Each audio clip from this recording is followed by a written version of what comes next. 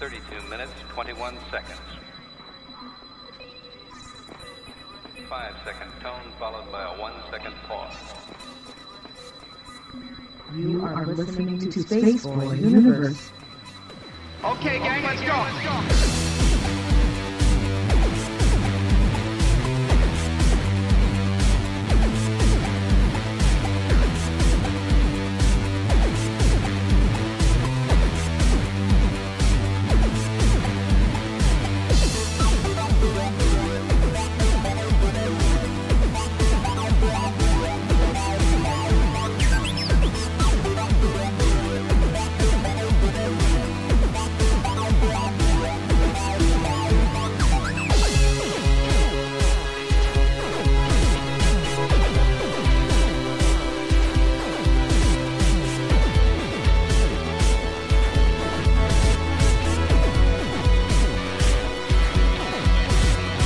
From the space city called Houston, Texas, welcome to Spaceboy Universe, featuring Spaceboy and the lovely Surlana.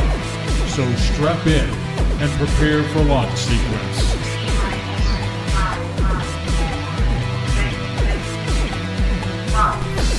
Greetings and salutations. I'm Spaceboy, and across from me is the brains of the operation, the lovely Surlana, and this is Spaceboy Universe.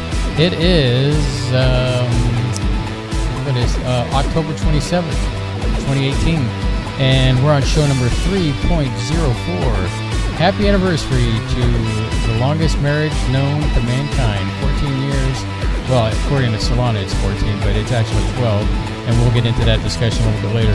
Also, tonight, we're going to have a pre-recorded interview with Solaris Blue Raven. We're catching up with her, and all that will be revealed at the bottom of the hour.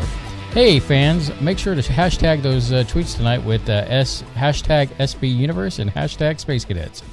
Space Cadets, in addition to that, you know, we're all over the social medias, as we like to say. Just search for the term Spaceboy Universe. Hey, Space Cadets, you'll want to check out our YouTube channel. We do more than the archive of shows there. There is video content from SB Music, video interviews, 2-Bit Gamers, and so much more. So hit that subscribe button and click that bell to be notified when new content is available. Can't catch a show live? No problemo. Take SBU on the go with you via Spreaker, SoundCloud, iTunes, iHeartMedia, and Spotify, because we love to broadcast. And on that magical note, let me bring in the lovely co-host, Surlana. Is your mic over there on? Yeah, it's okay, on. Okay.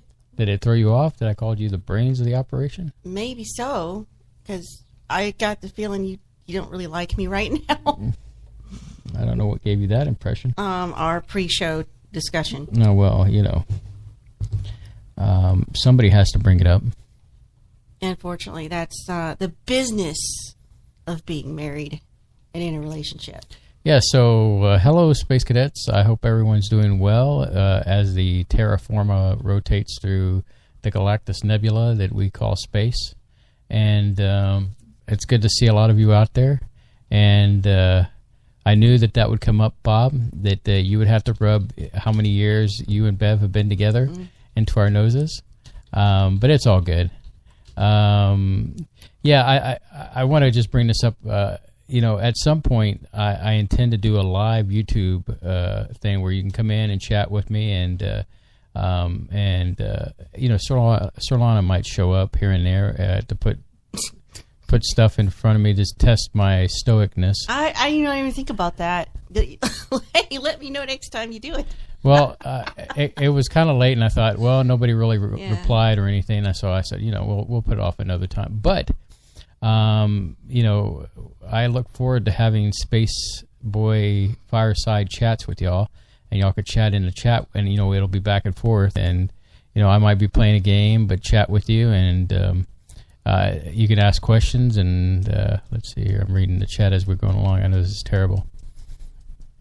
What are you doing? Reading chat as I'm broadcasting. Oh, do you want me to get on with things? Or? Yeah, let's get going. I mean, the Space Cadets expect no less from us. Let's go ahead and dump into the dreaded taboo subject of Star Wars, because I always need to get it out of the way. All right. What is your feelings on this heading? I'm reading here. Okay. Lucasfilm canceling its Boba Fett film could be good news for Star Wars' future. Well, part of that is because they're, I can't think of what's his name that's actually heading that up. The Mandarin, which is a new TV show, Star Wars TV show. I know who it is, but I can't. He played in... He's an Iron Man, wasn't yes, he? The first Iron Man is Happy. Happy, yeah. That guy. Favreau. Yeah, they say to stay relevant, the franchise needs to move forward, not keep filling in old backstories. What are your feelings about that? Well, I had heard this information came from Kathleen Kennedy, of all people. Oh, yeah. And so you know how I feel about Kathleen Kennedy. Yeah. So anyway, I think they're wrong when when Bob Iger came out and said, we want to focus more on quality versus pushing out the content. This all goes back to the Solo movie. The fact is, I guess in a way they're punishing the fans. Yeah, heck, I would love to see Boba Fett climbing out of the Sarlacc pit and coming back right where it left off back in yes, whatever. I mean, well, when Solo was announced, it seemed like, I'm looking at The Verge, a no-brainer. Mm-hmm. Solo's projected for a big box office haul, for its premiere, and it was primed to be like the start of a sub-franchise of these, breaking off. But the people, the people, the writers, and everything at Star Wars wanted to poke the bear, and the bear is the fans. So the Boba Fett could have followed potentially in that mold had the mold been made as they projected. I'm thinking that's what went wrong. Is so the 3 Star Wars films pretty much printed money for Disney: Star Wars Force Awakens, Rogue One, and The Last Jedi. Whether you liked them or not, it did make money. I will be honest with you. I did see Solo, and there were parts of the Solo movie that were entertaining. I just didn't like the guy that was playing Han Solo. This is so Solo's box office earnings came in well under their projections. Hasn't even hit the top 10 worldwide earners for 2018. Outdone by the likes of Venom and The Meg, which is pretty funny, which is about a prehistoric shark, the Megalodon. The result was dramatic turnaround for Disney Star Wars plans. So in 2017, Bob Iger said they were planning on another 15 years of Star Wars films, but because of the Solo's performance, they started pulling back. You know what gets me about this, Solana, is that they even canceled the Obi-Wan Kenobi movie. And quite frankly, I think that sucked because a lot of the fans want that. See, that's the problem. He's got a backstory we don't know. All that time on Tatooine while he was watching. What the heck was he doing, being a creep while watching? No, Luke? I mean, did he have like a job? There was a storyline that I've read from a book that I know you're going to give me the look like you read a book. Good for you, baby. And anyway, it shows him getting involved with some of the riffraff on Tatooine, but I think his primary mission was to make sure that no harm came to Luke and to protect him. Well, the Boba Fett film would have been directed by James Mangold, who did Logan, which I heard was a good movie. Yeah, I enjoyed it. It was good. Now, so they're going forward with the streaming, The Mandalorian, which is what you were talking about. So, surprised you didn't bring up the fact that the Mandalorian. I got to think DeLorean, Back to the Future. The Mandalorian, their set was robbed recently. One, I didn't know that, and two, I kind of don't care. Yeah, apparently whoever robbed them got off with a thumb drive that has videos and pictures from the set. See this. Yeah. This whole thing has been under wraps and very tight-lipped. Somebody's trying to leak it to get, I guess, to, try to boost them. I think it's the Russians. It's those Russian bots again. It's those Russian bots. Yeah. Blame it on the MCPs. But, so as you have said before and other people have said before, oh, well, we did too much too soon. We're going too fast. I'm like, that's not a problem for the MCU. They're cranking out movies every 3 months. Right. And they're smash hits. And they're giving fan service to all the fans out there. They're practically humping our leg. I mean, and you don't find, and what happened to one of theirs, their own, when tweets got out of hand or things came to a revelation, James Gunn was fired. He was let go. And so that's what happened. They have been on top of it. None of this. Oh well, maybe he'll retire. No, Feige. You could say a lot of things about Feige, but the thing is that he is the man. He has that operation nailed down, and now there's been some talk out there about how he's taking over the Marvel universe into because with the Fox deal, you've got all the X-Men and all that.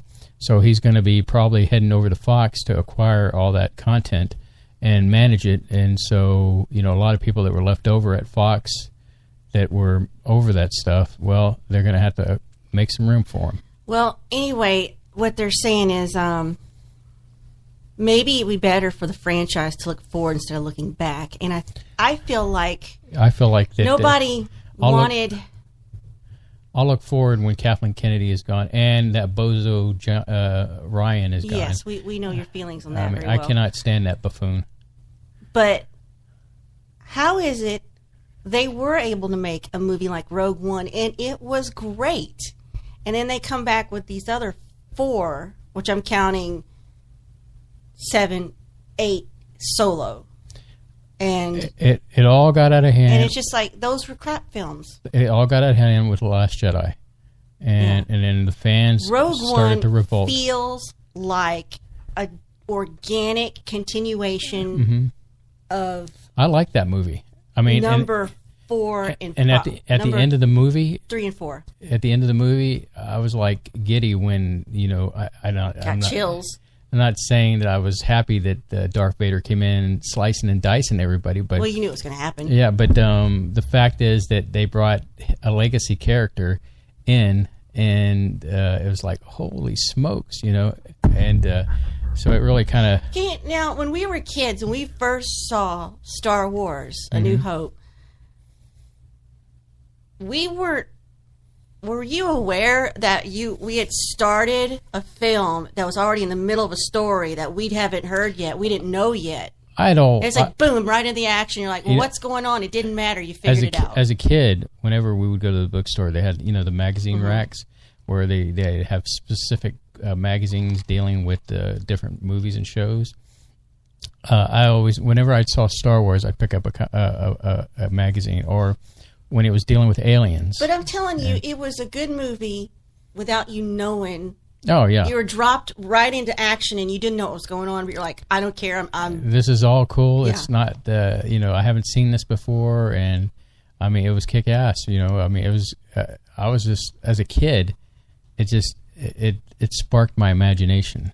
And it made me look forward. As we're going to go forward and talk about things in general about the anniversary and stuff later, but I wanted to bring, much later. Since you brought Star Wars up, you're always accusing me of being too optimistic, and I think a part of that comes from watching Star Wars, because I could. It's all right to be optimistic. I'm okay with you being optimistic because you're still realistic. You're still grounded in the real world. Like today, you said, I just don't feel good about our future. And I'm like, you shouldn't. So I'm not worried about you being too optimistic. Well, the thing is that when Luke is on Tatooine and he's looking at those suns, he's, got a hope for the future. And he wants something better. Yeah, he wants something better. Yeah, bigger and better. He didn't get it, though. But well, it wasn't until, his aunt and uncle got torched. But, that's a different story altogether. And he ends up... Well, I didn't know that the White House cared about 5G. 5G? Mm-hmm. The White House demands answers about 5G in a new memorandum. They've issued a memorandum asking what is the strategy around 5G deployment. And if you know what we're talking about, right now, with our current plan, we're supposedly getting 4G LTE. This is your mobile connection speed for your cell phone. This is what makes our sound quality so great on the phone. He's being sarcastic. So they want the authorities, whoever's in charge of that stuff, to submit a report on the status of the existing efforts to work on that technology and roll it out across the country. The executive branch departments want to inform the White House within 180 days about the future spectrum requirements. And that's how they worded it. And this could affect the demand for how government should allocate research and development and spending to improve 5G efforts. I believe there's some pockets that have 5G, but I don't know if it's fully rolled out. And I don't even know if it's successful. But within, well, I know that there was some concerns with 5G because it has something to do with emitting a certain frequency that is off-putting and off-putting. Yeah, well, really, that's one way to put it. Well, humans, Yeah, and essentially, very broad request you might find in a college student's thesis paper. The FCC, meanwhile, is working on all 5G at this time. It's pretty late in the game for the White House to be having this conversation. It's like they just woke up with, 5G, where is it? And they're like, well, we've been waiting longer than you have. Mm-hmm. So the FCC provided a neutral statement saying we support the president's Spectrum memorandum and applaud his strong commitment to American leadership in 5G. Now, the reason they're even asking about it is because this would push us to be, as far as data sharing and information, this would keep us on par to being a world power. Right. We don't with these old broadcasts, 4G connections, and so. Yeah, because there are a lot of countries that are doing better as far as connection wise. Mm-hmm. You've got as we get into these higher speeds with phone, where they're getting these signals from, right? They're acquiring these signals come from the old TV signals, and that's the band that they're starting to go into. Which, when you go into the TV band of the old days, it means that you'll have the ability to transmit a signal further. Right now, you're kind of limited as far as 4G. Yeah. So it'll be interesting to see once they roll out 5G across the nation of the United States. But anyway, yeah. What else you got over there? So I'm looking. I'm trying to find some pop culture things to look at. Speaking about pop culture, Article 13. Yes. For those who don't know, Article 13, the EU is trying to ban memes, or at least I wouldn't say ban them. They're trying to get it to where the artist of the original work is credited in some way. But nobody cares. I mean, and we had a discussion about this. Not the point of memes. It's like, or if they're going to ban memes, are they going to ban like political satire? Because that is a form of meme. This seems like they're trying to protect the copyright owner, the original person who owns the content in question that's being parodied or made fun of or used in satire. But to me, it sounds like the beginnings of the elimination of free speech. Free speech. Don't know if EU ever had free speech, but it sounds like censorship to me. It's a way to censor expression, artistic expression. And I was talking to you about this, and I said, I haven't, I can understand in a way because of the music connection, music, and then you had like Napster and all that. But if I create a meme of a picture of a random cat, and that person's like, hey, that's my cat, I own that cat, you can't post that. But the point I was trying to make is, then you heard a lot of people coming to the forefront of saying, hey, you're stealing my original stuff, and you need to stop it. We haven't really heard anything when it comes to memes in that same vocal outcry. And what? But you could piggyback that onto what we saw Markiplier talk about, state of YouTube. Oh, state of YouTube. Oh, yeah. Well, blame it on Google Plus, and that, my friends, is part of the reason why I didn't do a Spaceboy fireside chat the other night on YouTube Live, because YouTube was flipping its wig out. They're in the process of trying to remove, it sounds like, Google Plus out of the mix.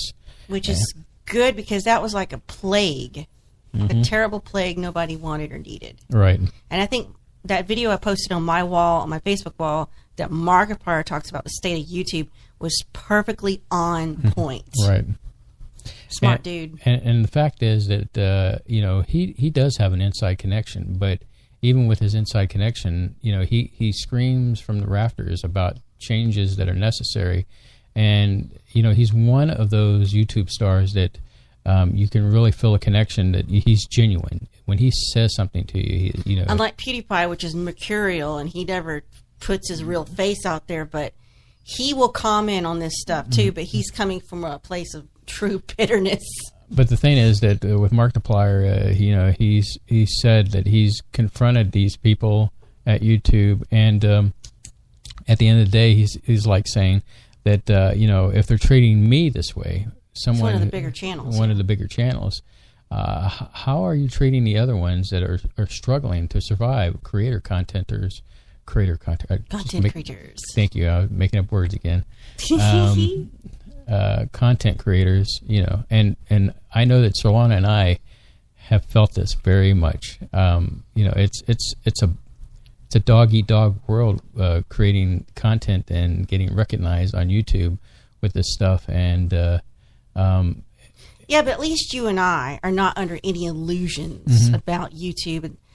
It's not going to be our job. It's not going to bring us an income. We know we have realistic goals with it, so it's not like. I mean, since I've been focusing on our YouTube channel, I've been learning the rapids of what needs to be done, and it's starting to show.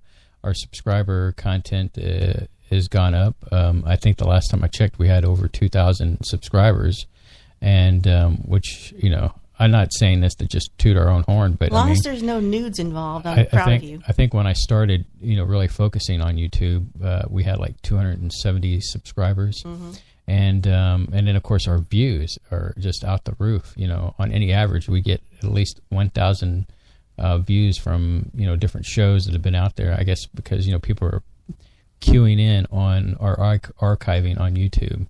And that's how we're getting listens, and, you know, well, in their case, it's called views because it's video, but it's actually just listening to our show. But, you know, at any rate, it's all good. And we know part of that is the Space Cadet Army out there doing their thing and, you know, being on top. So getting back to Spaceboy Fireside Chats, just keep, you know, tuned in to the Space Cadets who like Spaceboy Universe, and I'll make sure to put that out like a day before that I'm going to do it, and we'll get together and we'll chat it up in the chat room in there and have a good old time and talk about things. We can even talk about previous shows and questions about the universe, and we'll be glad to answer them. So there you go, Surlana. Okay, that sounds cool. I'm just making sure I'm not stepping over you. No, I appreciate that. Thank you. I just want to say something real quick. There is a Clueless movie in the remake, and it doesn't need to be done because the movie Clueless was already a remake. But maybe you didn't know it. It was a modern adaptation of Jane Austen's Emma, one of the pinnacle novels of the English language. I think that remake was perfect. It had Paul Rudd in it. Yeah. I mean, Stacey Dash. They did it perfect. They even had some of the character names from the book. Elton, that was from the book. There's a couple of them they borrowed. So that was the only way you'd have known it, too, is if you'd like the plot, and then... Brittany Murphy was in that, too. Yeah, before she transformed into a blonde bombshell. So that is a charming movie, even if you've never read Emma, heard about the book, or seen a film adaptation of Jane Austen's Emma. You'd still enjoy Clueless for its cute little naivete, and it's Emma was about matchmaking. She was a good person, and she wanted people to be happy, and she saw when people kind of clicked together.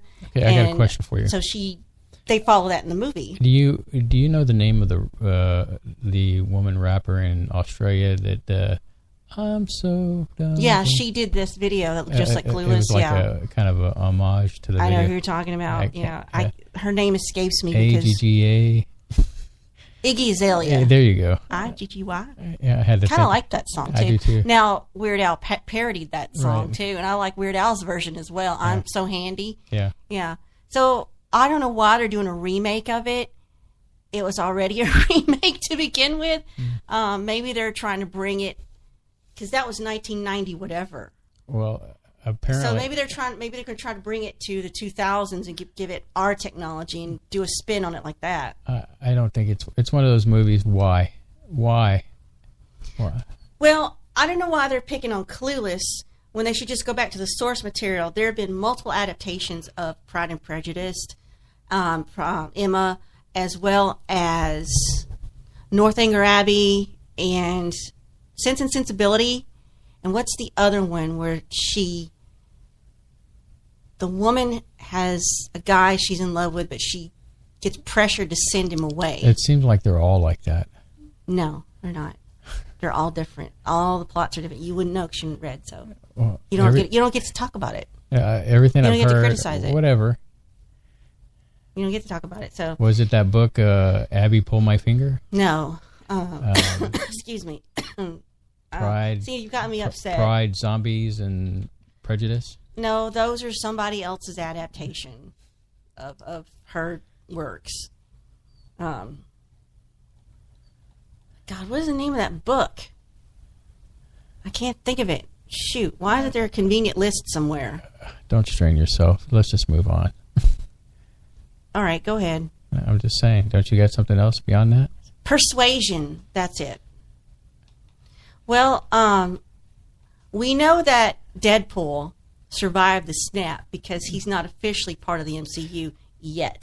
Well, the interesting thing about Deadpool is that he was hooking up with Thanos. Because I think Deadpool has a thing for death. Really? And Thanos has a thing for death, too. Yeah, Thanos is in love with death. Now, I don't know what that means. Is he in love with Hela, the goddess of death? She's good looking. Or some other death icon? I don't get it. What's Deadpool's love interest in his movie? His girlfriend. Yeah, his girlfriend. Who is dead. Supposedly there's a rumor that she's dead, or death. Well, I don't know if we're supposed to believe the end credits, after end credit sequences where he gets them to fix Cable's time thing, and he goes back and fixes the timelines to, he likes it where he brings his girlfriend back, the Green Lantern never gets made, and he tries to kill Hitler as a baby. Which they took that out. They took that out. It's too much. Too much. Gosh, what else did they do? Yeah, he made it to where he killed himself as in the X-Men movie. So that's all right. Just cleaning up the timelines. That was funny. And I don't know why they're making a sequel to Labyrinth. Yeah, I saw that. I wonder if Jennifer Connelly will come back. And I don't know. And who would be the new Goblin King? I'm kind of looking forward to seeing Wreck-It Ralph when it comes to Amazon. I'm not going to the theater to see it. I just watched The Incredibles 2, and it was pretty good. I enjoyed it. Although I have some issues, MCP issues. But we could talk about that later, Solana, because we'll have lots of time later. We're at the bottom of the hour, so let's go ahead and cue that wonderful break music. You're listening to Spaceboy Universe. I'm Spaceboy, and this is Solana across from me, and we'll be right back after these messages.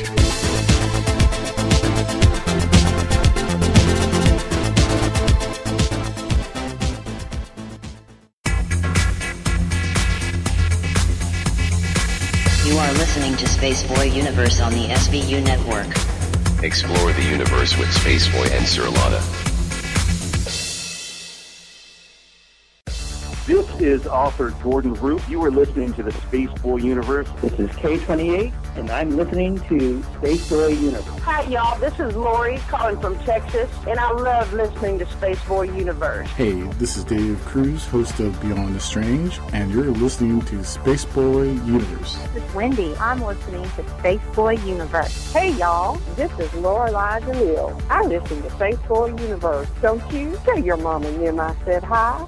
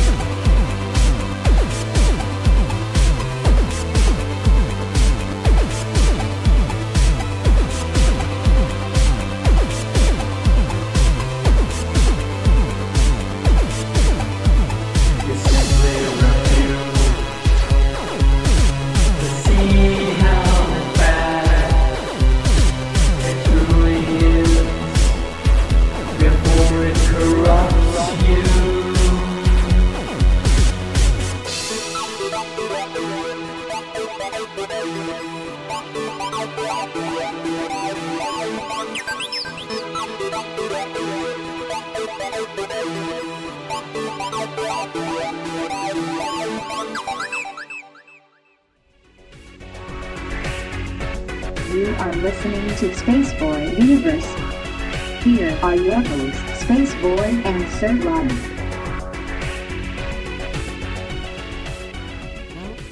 All right, ladies and gentlemen, stand by. We have Solaris Blue Raven in our interview, or well, actually, I think it's more of a catching up. Wouldn't you say, Surlana? Oh yeah, yeah. And of course, you know we love Solaris Blue Raven. There's never the universe is not big enough to express how much we care about her, and we hope she's doing okay tonight.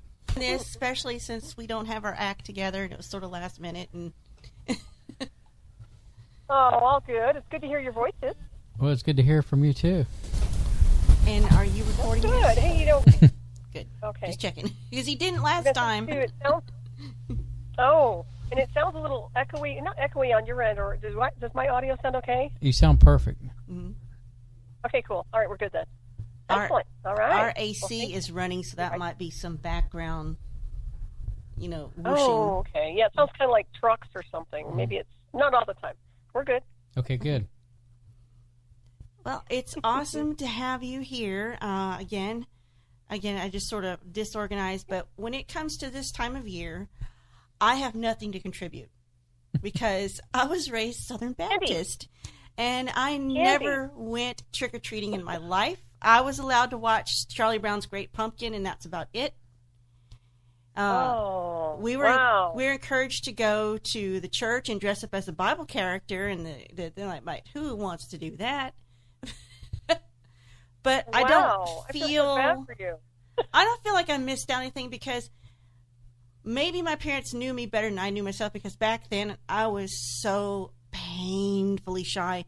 even if they had dressed me up, see, I wouldn't have gone. I did the trick-or-treating thing. In fact, I was here in Houston when they had the pixie stick scare.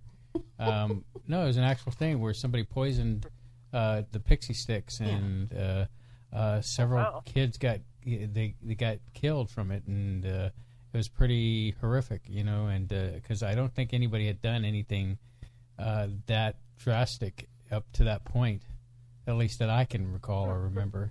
But yeah, me on the flip side, I went to Halloweens and stuff like that, and dressed up 3CPO mask thing that they had out at the time, and I remember those lame costumes that were hanging up, like in TG&Y. Everybody had TG&Y. On a cardboard, those really lame masks, and the plastic thing you wear. Oh yeah, that was the good old days, right? Yes. Yeah, they've changed quite a bit. I can remember razors and apples, though. Me too. Yeah, there was some weird going on back then. Yeah.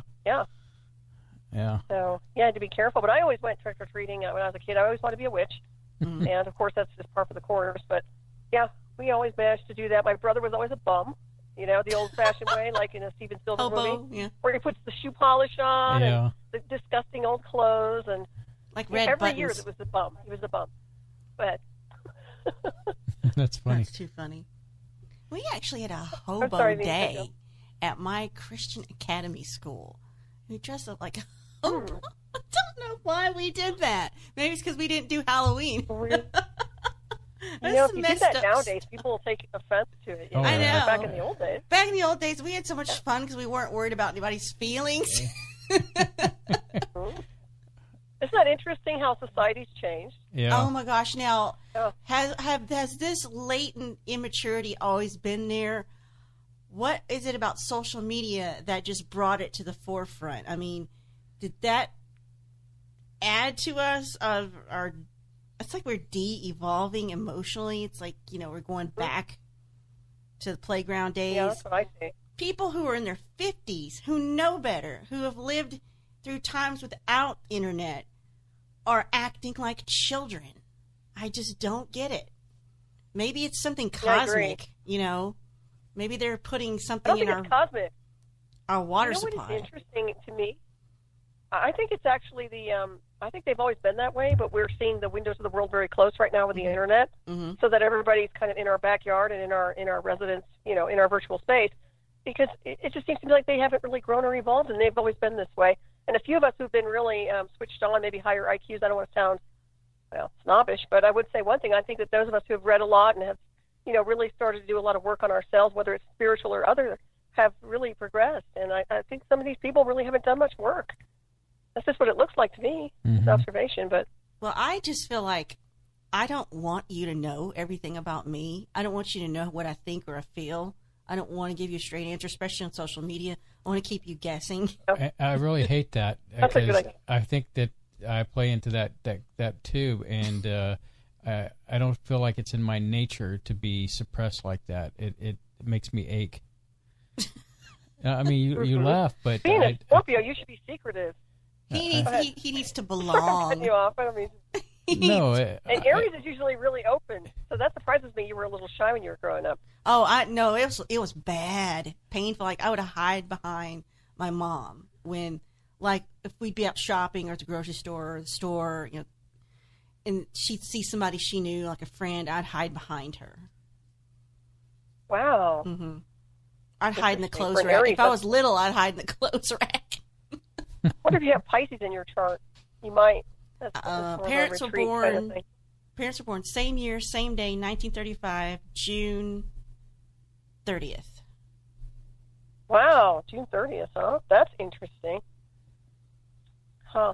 Almost like the twins. So he was born on the 18th of a month. I was born on the 18th of a month. Yeah, I'm kind of an odd Scorpio. He's next month. It's his birthday. And our anniversary, our wedding anniversary, is the 30th of this month, day before Halloween. Nice. So very nice. That'll be another topic we talk about when we do the show live. We talk about all the spooky stuff. We could, I guess, the spooky way we got together was the internet. So we met off a Yahoo person. Well, it paid off. Yeah, it paid off. So Happy anniversary early. Oh, well, thank you. We're getting cupcakes. You're welcome. Anyway. Oh, yummy. Again, you know those are my favorites, right? Yes, okay. yes. Clear the air here. I love cupcakes. I love vanilla frosting. That's my weakness. Well, this is buttercream frosting. I don't know if it's vanilla or what. It's just sort of generic, but it's H-E-B Bakery. I swear to God. Oh, it's so good. Anyway. So, Solaris, you're going to be heading off to a conference here soon. What's this all about? Stargate to the Cosmos. That's this week, Thursday through Sunday. I'll be leaving on Sunday, so yeah, we're going to be out there. I'll be speaking, doing some presentations and a few workshops. And my presentation's on the biodome, the weaponization of the biodome to some degree.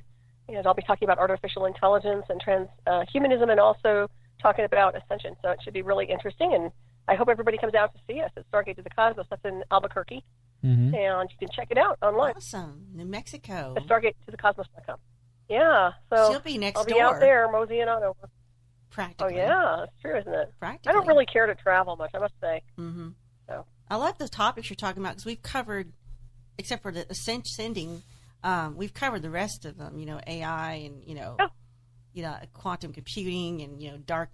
I'm convinced all of this is connected purposefully. Mm-hmm.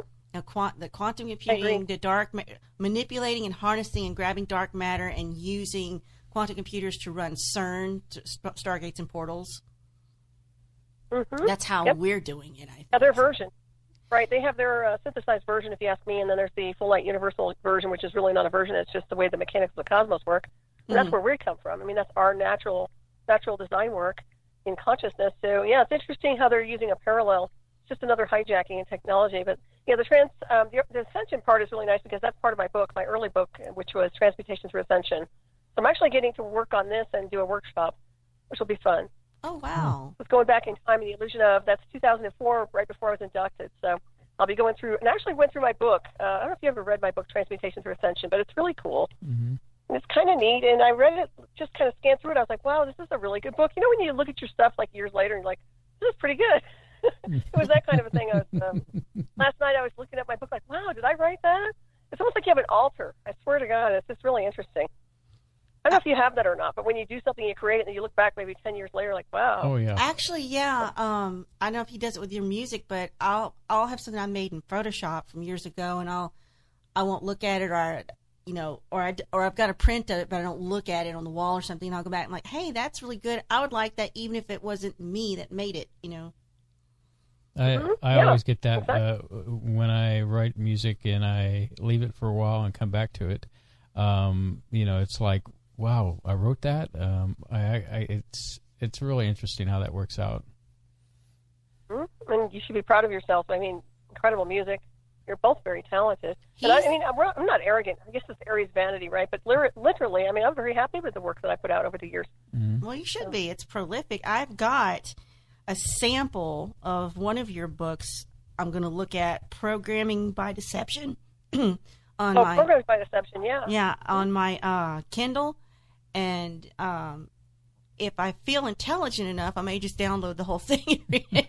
So. Right, Miss Brain over here.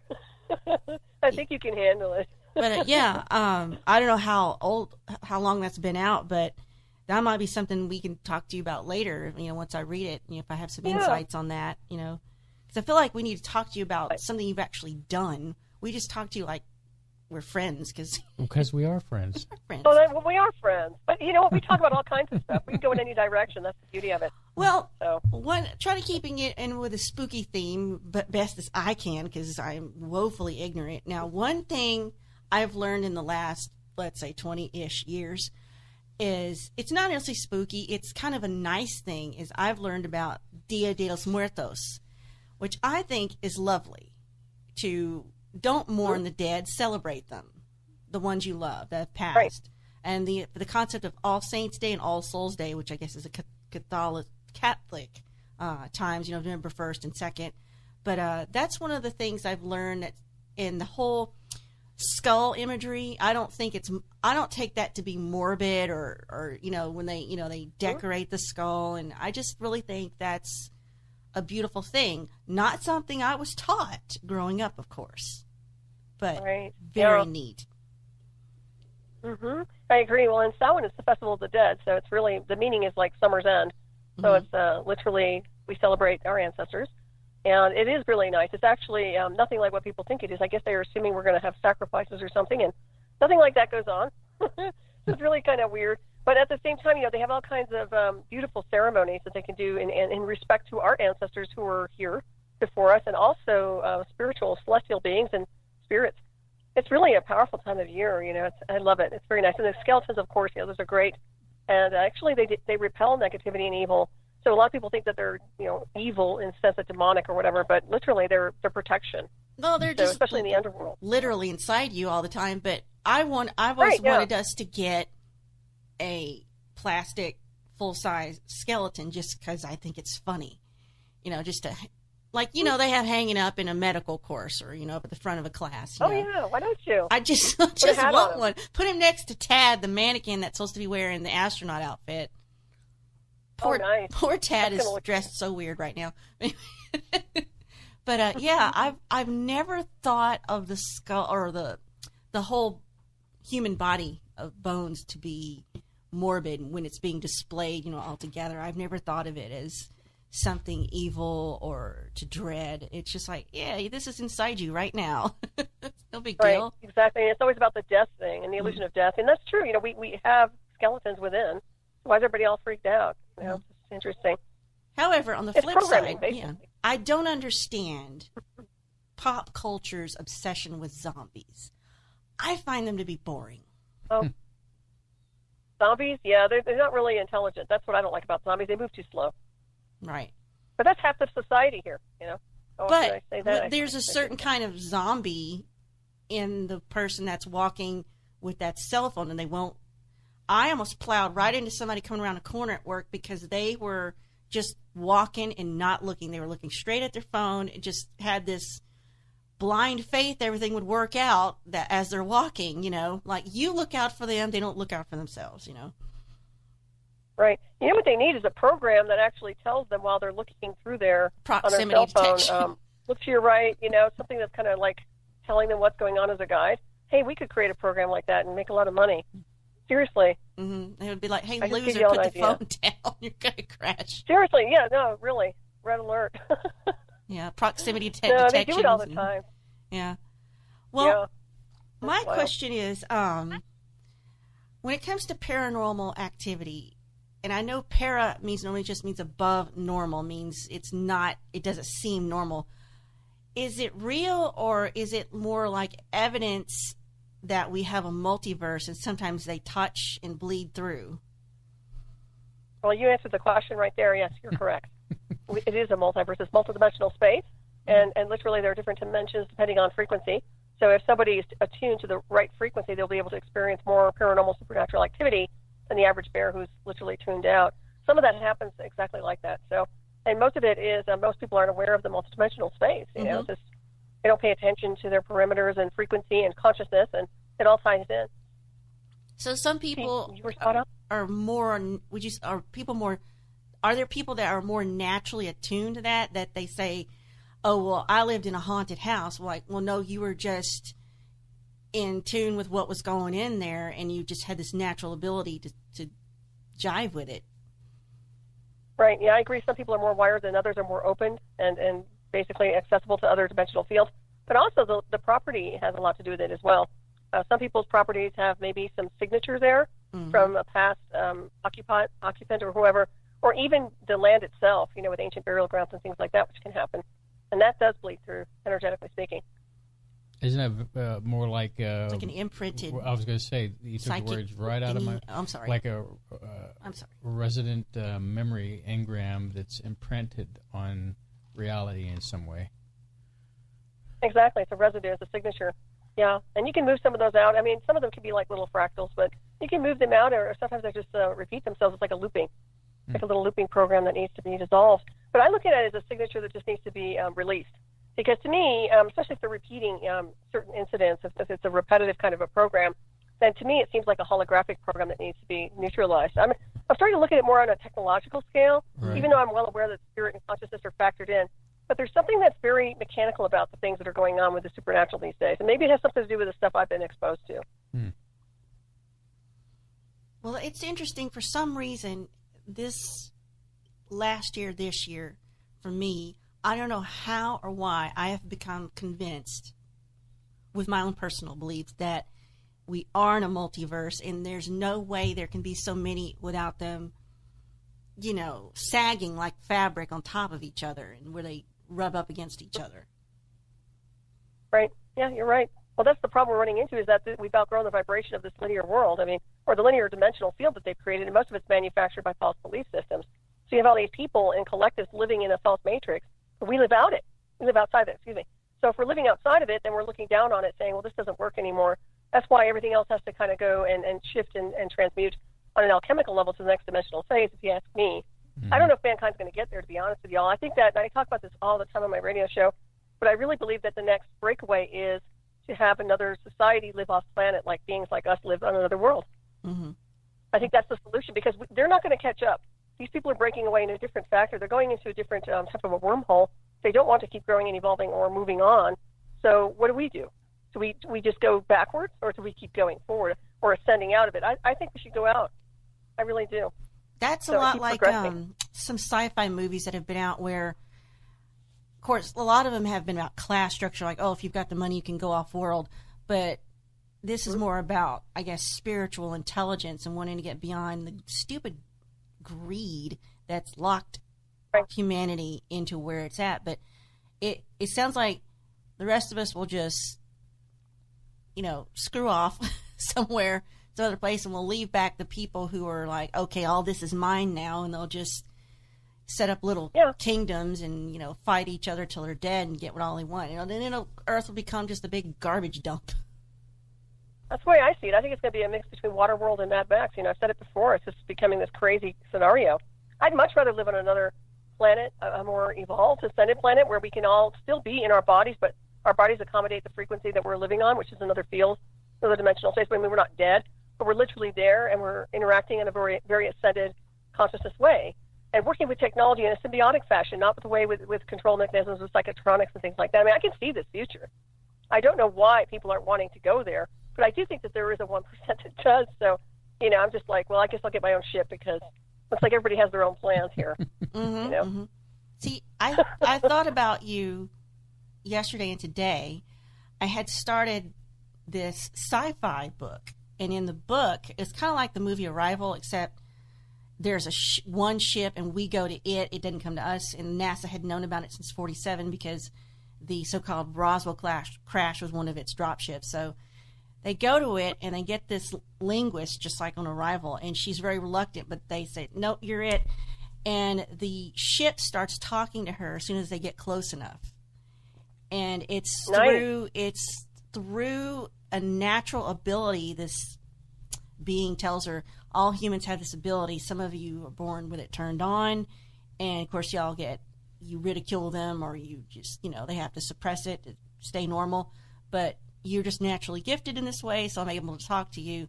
So she was learning their language, but it was just as normal as speaking English, because she was talking through her head. Right. And he was... Oh, that's my world. Wow. Yeah. Can I get this book? Yeah, it's actually Kindle Unlimited. I didn't have to pay for it, so... Really? Yeah. Let me know what it is. The thing, it's the book one in several books. It's called Fluency. That's what's her name. Fluency? Fluency, yeah. Oh. By when was that put out? Jennifer Forner Wells. Jennifer Wells. Book one of the Confluence series. But it's pretty cool. She eventually gets to see the thing that's been talking to her toward the end of the book. And there's a engineer on the crew with her. It's got the hots for her, so that's kind of interesting, little side story. So, but it reminds me of Arrival. I mean, she doesn't want to go, and she feels like she's too timid, but she ends up. The guy says she went from timid librarian to Laura Croft in like a matter of hours. Oh, nice. Yeah. Cool. That made me think about you. So I'm about to read book 2 here soon. But the idea that we have the potential, it's just not all of us know it's there or bother with it. Right. Actually, the way this book describes the link gives me a headache. So. Mm-hmm. we're being interfered with. That's the problem. Even the problem I ran into with the technology I was interfaced with, it was different departments running damage control, even worse than the band, literally trying to damage me in order to say, well, if we can't get it this way, we're going to just destroy her, or we're going to do so much, with the signals that it's just going to create some kind of a problem for her down the road. I mean, this is where they're at. They really don't want anybody progressing. They want to control everyone and everything. And that's one thing that I'm talking about with my presentation. Because over the past 6 years, I guess you guys probably realize this, but I was hit with some interesting signals after Pert retired that were literally designed to, in my opinion, cause some damage to my circuits. And I think that was done for another department because the other department was upset. And that's just my own take, okay? And I'm still fighting through these things because to me, I'm very comfortable with symbiotic machine interface. That to me is the norm. Being harassed with covert warfare is not the norm. So I think that, honestly, and this book sounds right, the fluency thing, where we are supposed to be doing those things. We are supposed to be interfacing with technology, but not their technology. The ascended machine technology is what I write about, too. So, yeah. Yeah. I love the machine world. I have no problem with it whatsoever. It's people I have a problem with. Yeah. Not you all, of course.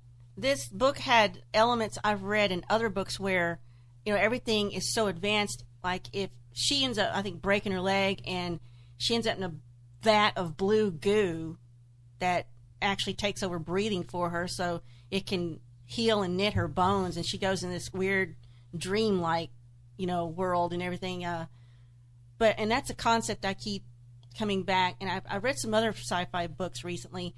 They all have this idea that there's going to be this biomimetic gel that kind of has I guess nanites in it that will heal quicker and faster and permanently. I'm like, well, that's kind of an interesting idea, Yeah.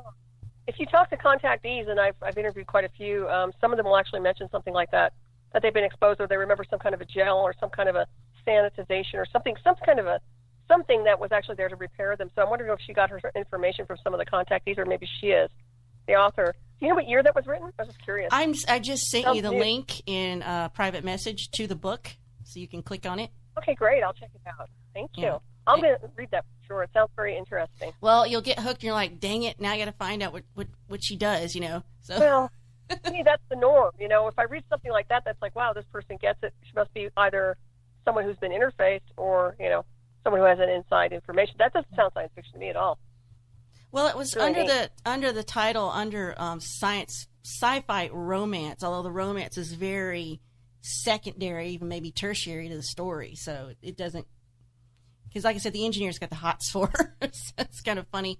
But well, that's good. At least she had something. She got something else out of it too. That's great. Yeah. So, but it made me think about how there's because this book talks about that's a dormant part of your brain that was put there on purpose, but for some reason your civilization chose not to develop it or suppress it, or it just didn't activate, or if it does, you ridicule the people who have the ability and they have to kind of hide it from each other.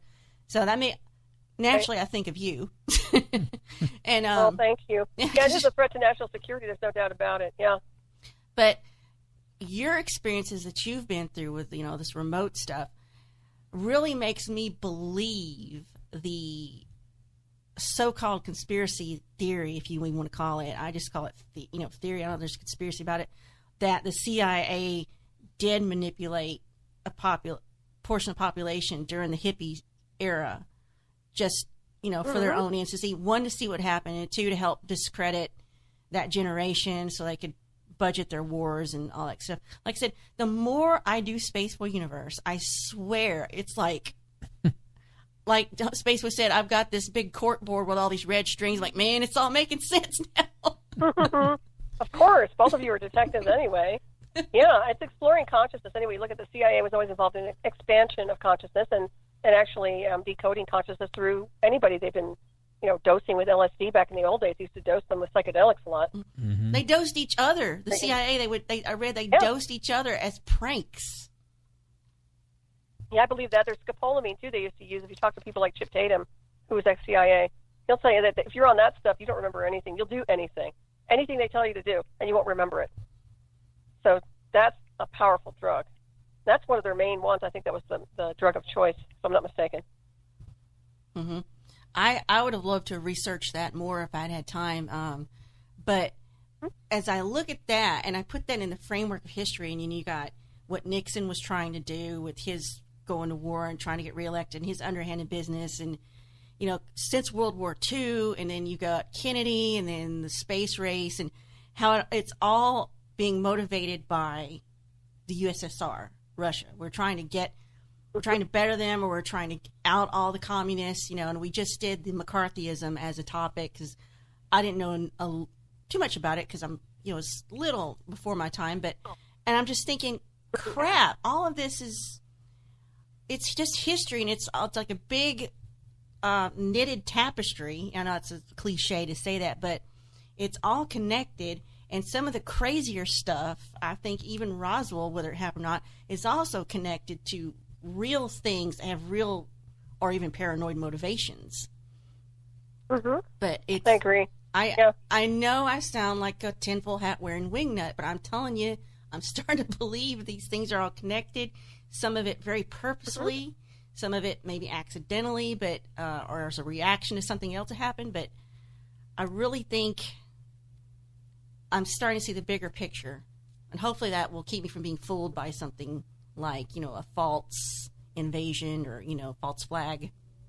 Hopefully, exactly, because you're you're expanded in consciousness. So when you're looking at the past and the illusion of the past, you're able to decode it much easier. See, the people that were there back on the timeline didn't know any better because they weren't educated. I mean, in my opinion, I think they were completely just brainwashed and socially engineered. But now we're outside the box, so we can look back in the illusion of history and see and decode where they made their errors and where they were lying and why they were lying. Excuse me. And also it correlates to some of the things that we were doing, and well, insofar as covert technology goes, and some of the psychotronics and the weapons and the exotic technologies of the black sciences. So to me, it's like the more I know, the more I'm kind of disgusted. But at the same time, it's empowering because now we're seeing the whole game board. Mm-hmm.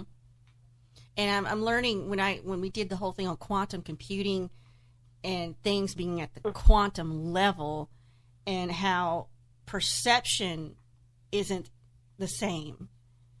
And I'm like, okay, This must be explaining how certain things have happened. This is like we finally have an explanation for some things that have been going on that seem like magic. Anything that's in this book, they quote, what is it, Sagan, where it's like, anything that's advanced beyond us seems like magic, So that was in this book. That's so true, isn't it? Yeah. I think the sacred witness, really. The subject matter of watching an object, observation versus not, observing the object. See, that blew my mind, and then when I researched it, I'm like, okay, I get what they're saying now. It took me a while to understand that, the Schrodinger's cat paradox, and but I'm starting to understand it now. That's why I enjoy once we do a topic and she's never dived into or has not, really experienced the full extent of that topic. Especially when we do the history ones, it's been fun because it's like I didn't realize that, or really that happened, or So it's really it's cool when she dives into that. I guess for me is because she's on the book end of things, and when me overall, it's more growing up, it was like diving into history and things like that, and to get her spin on those same subjects, it's quite refreshing to hear from her point of view. Well, I like to read. I'm a reader. Oh, I'm sure. Yeah. Yeah, you're a good compliment to each other. I've always said that about you. You both blend very, very well. It's a good balance. It really is. Of course, Spaceboy Universe rocks, I must say. I love Spaceboy Universe. So I'm so glad that you're still, doing it. Keep that show going. That we're still married. Stop. Seriously. And you'll stay together. And what's really interesting is I just want you guys to keep going with this. I still see big, big things for Spaceboy Universe. So keep it rolling. I love it. I try to tune in whenever I can.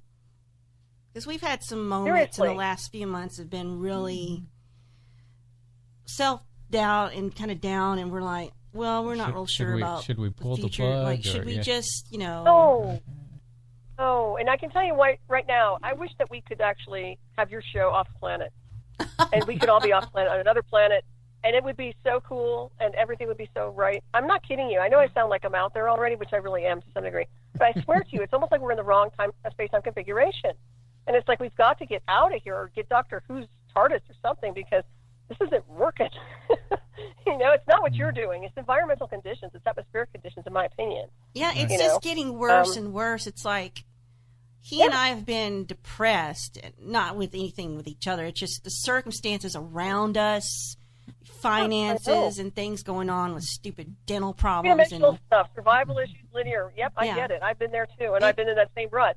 And then I'm like, no, this isn't right. We're not supposed to be in this rut. This is the gravity well that they want us to live in, and we can't do that anymore. Oh, and I feel that. I feel like this is a manufactured depression. Like, I don't feel like this is natural. Absolutely. I don't feel like this is where I'm supposed to be.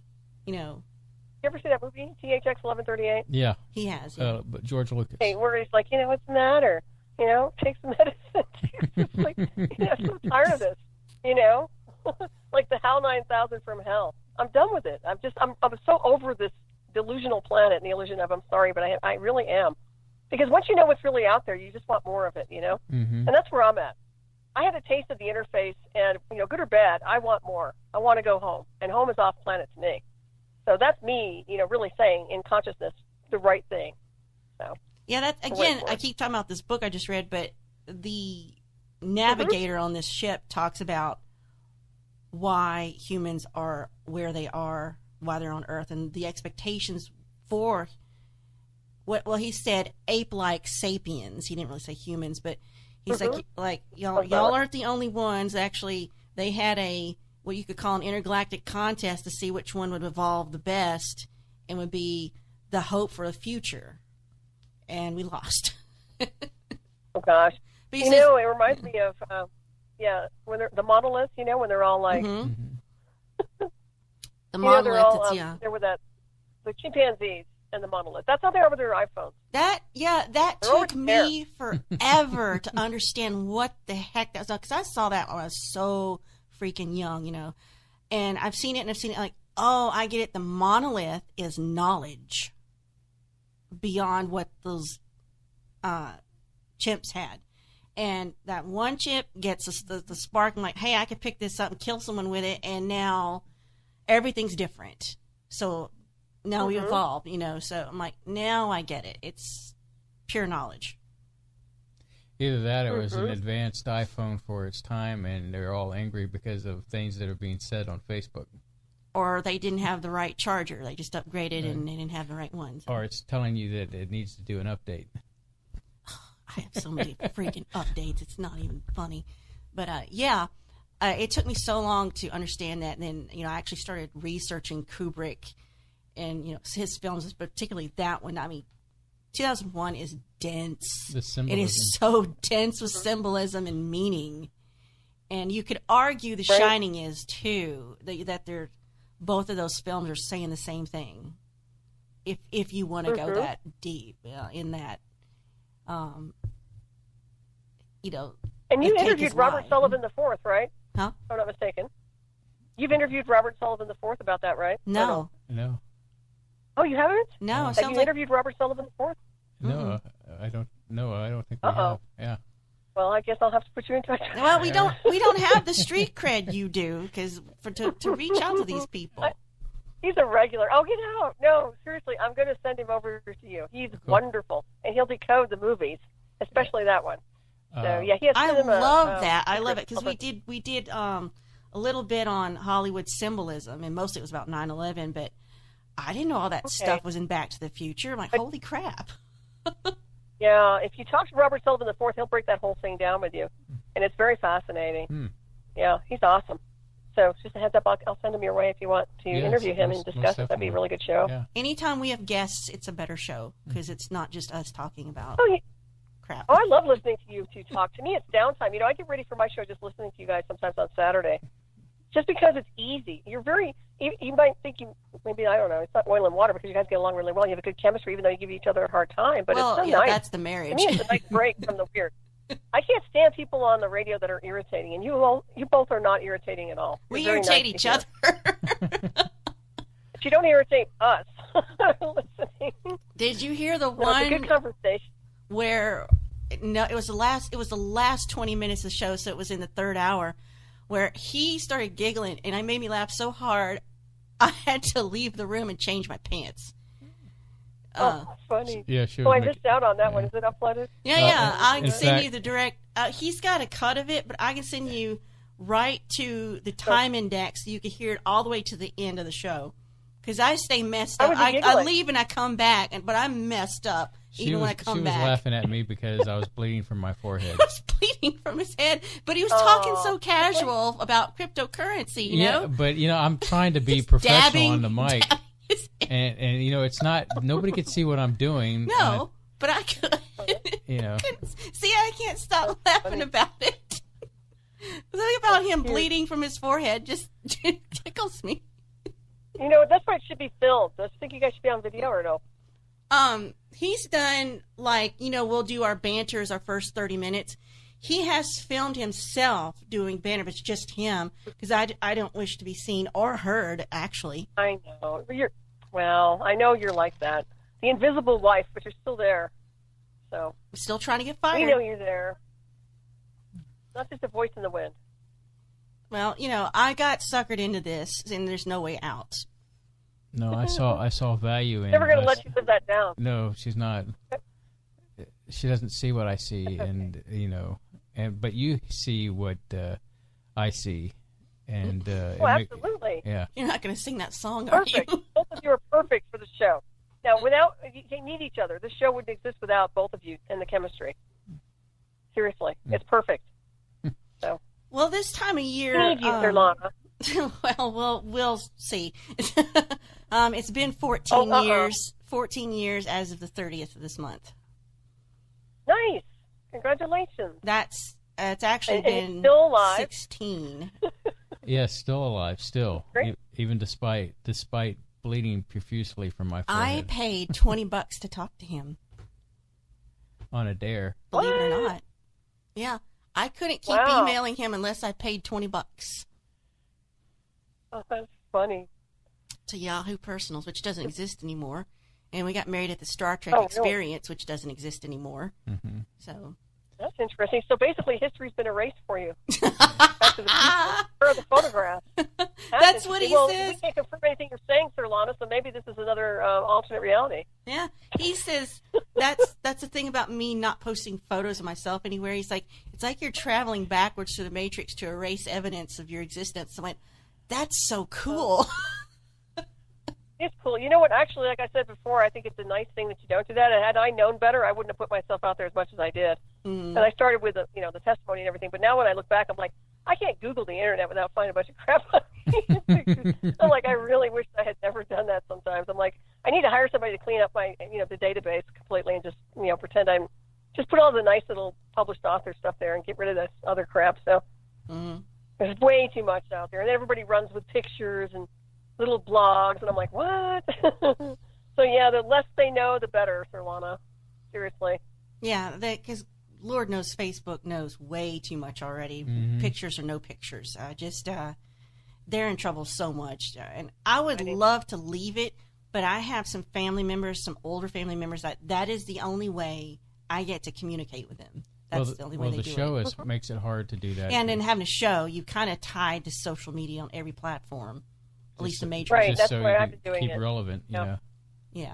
So. And in the long run, it does help us because we've seen improved numbers in our YouTube channel. So, we're over 2,000 subscribers now, and it's helped our Spreaker, which we're over 1,500 subscribers on Spreaker, and we average about 1,500 to 5,000 views on YouTube. So I mean, it's all relevant. Yeah, and it's hard. We're going to do some more videos like top 5, top 10 lists. Climbing. And, yeah. Keep climbing. It's gonna triple. You watch. Well, we'll see. It's awesome. I'm happy. It will. Well, during this time of the year, Solaris, are you sick of the pumpkin flavored product options, or do you enjoy it? Oh, pumpkin spice? I love pumpkin spice. I'm a weirdo when it comes to that. I do like pumpkin spice. Yeah. I like to smell it in a candle or something like that. I do too. I love pumpkin spice. Yeah. He's got some pumpkin spice latte that he hasn't drank yet. Oh, those are good.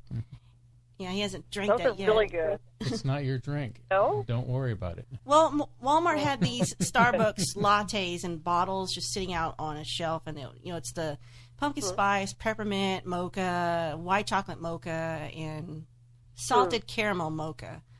And then they had smoked butterscotch, so I got that, and it's like drinking a bowling alley. It's like cigarettes in the inside of the finger holes and the bottom of the shoes. And then I couldn't stop drinking it. Oh, no. So they put something in it. Oh, no. Somebody put cigarette ashes in there, and it's like, wow, this is good. No, I'm just kidding. Yeah. Well, yeah, I like the white chocolate. Sounds good. That sounds tasty. It all actually kind of tasted the same because of the coffee aspect of it. It was so so heavy. Well, this year, I blew Spaceboy's mind because he did not know about the 30 size at Starbucks, which has been kind of like a hidden menu item, but they're a little bit more upfront about it now. But he started getting the 30, which, just means 30 in Spanish, 30. It's a 32 ounce drink. And it's like he got addicted to it for a little bit. No, I know when to stop. Sure you do. But that's been hilarious. And then I found out our favorite Chinese restaurant will do beef fried rice without the peas and carrots. I'm like, this must be how you felt when you found about the 30 size. This changes everything. Wow. Yeah, so those are our only two things we've had going on this year that have actually enhanced our lives. But then that's it. That's really sad. Mm-hmm. These two little things, So, but should I dare ask you? No drama. Because this is a spooky season, but you don't have to answer this. But I'm curious, what actually scares you, Solaris? Or should we even want to know? It probably scare us too. Fearless. Seriously, I'm fearless. I truly am. I am not afraid of anything. I'm actually the opposite. I'll just dive into anything right now, especially after where I've been. No. Nothing not even spiders or anything like that, or cockroaches, or just anything primal? I can't say there's anything that I'm really afraid of, No, I hate to say that, but it's really true. Because everything with me is a counter. If I see something, it's not even an emotional response. It's more like, just counter it. Just counter it. So that's my mentality. Can you teach us how to be a badass? Can you teach us how to be a badass? I guess that's just part of my DNA. It's an Aries thing. You know that. You're an Aries. No, I've been a repressed Aries, so I don't think I can. I think it's just that I was really nice. I was a nice, calm Aries before I was hit with the program. Then I got really kind of, I kind of was integrated, and then now I just don't put up with anything. I'm really just, response is just counter. So that's where I'm at anyway. Well, you always show no fear on your program. What's that? I say you always show no fear when you're doing your program. That's of course, I've always told you that I've always loved your cadence because it's like a download. It's basically like listening to broadband, and the fact that I receive it. It's refreshing to hear somebody with that cadence and to be able to receive and. Well, I wonder if that's because of your background. You said you interface so naturally with technology. I wonder if maybe that's influenced the way you interact with the rest of us organics. You just quick. Yeah, actually, when I was it was Synthetic Celebrate that actually made it more quick because I had to basically back up the handler when he was constantly communicating with me. So if he was trying to run me over with the Synthetic Celebrate, I had to back him up. So I wound up speaking pretty fast. And I've actually slowed down over the years, I think. I'm not trying to slow down. There has been some stuff going on. I told you about the circuits that they've been trying to surge out. Mm-hmm. But I'm still here. I don't think I've slowed down too much. But, yeah, they've tried some neurolinguistics interface on me. It's a different division. I'm assuming it is anyway. So they've been hitting me with some technology. I can get into that another time. But it's been interesting. But, yeah, no, that's part of the interface. That's the reason I talked as fast as I did. And a lot of it was PTSD initially, and then that kind of subsided over the years because there was a time when I would just literally be wired. I wouldn't sleep, and I'd stare out the window all the time. Mm-hmm. About 4 or 5 years after the induction, so I was pretty wired. Well, waiting for something. I've always enjoyed whatever program I've heard you on, especially on Spaceboy Universe. Little plug there, it's always cool to hear you talk. And for me, it's always because of the cadence and the speed and the tempo of how you speak. And I've never known anybody that could speak at a rate that you do. And for me to be able to be open and receive that information, and it's really cool. So I've I think I've said that many times. You know. You know what? You give credit to the band for that and Mossbach, because that's them. That was the interface technology and the stuff they did. A lot of it. I will tell you that right now. You know, for what it's worth. I hope because when I was interface, I mean, they were the ones behind it all. You know. And I hope that doesn't make me susceptible to the programming that that you've talked about. I don't think so. But no. Okay. I don't think so. Well, if they open up a communication with you live feed real time and they want to communicate you with synthetic telepathy, it's not a problem. It's when they start delegating the technology over to another division that's using it for interrogation and psychotronics and a very hard weaponization and militarization of the technology itself. That's when it gets nasty. Gotcha. But for you, I wouldn't worry about it because we're naturally telepathic anyway. You all know that. You're probably both telepathic with each other to some degree. Every now and then I'll send a message to him, go to Sonic, get me a drink. And every now and then it'll work. It's very hit or miss, but, so I don't use it for evil or anything.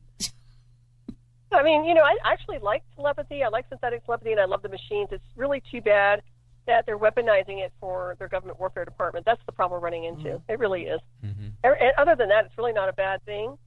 So it's unfortunate, but these guys really want it their way in these covert warfare departments. They're kind of nasty. So, from my experience, I believe you with them. I keep progressing. Sorry. Right. Solaris, I know we're on a limited time basis with you. Do you want to go ahead and plug away? Sure. On our website, we have one of your books that that's still out there. But yeah, anything you want to plug, and go right ahead. This is the time to do it. Well, thank you very much. I want to say thank you for having me on, because it's always a pleasure to join and sit here and talk and communicate with both of you. And if you want to see me, be at Stargate to the Cosmos, so come out and see us in New Mexico, Albuquerque. And it would be a very fun environment. I think you'll all enjoy it. And, of course, I think you have 1 million miles till midnight. Thank you for promoting that. My wonderful book. And, of course, you've written the beautiful music for the promo. So if you want a copy of my book, it's on Amazon.com. You can go ahead and purchase it. And all my books are on Amazon.com. And my website's Night Shadow Anomaly Detective. And there you go. See, I can spit everything out just fine, fast. All right, there you go. Our interview with Solaris Blue Raven. And man, does the universe love her. So go get her books and all that good stuff on Amazon.com and via her website. We'll be right back after this little brief break.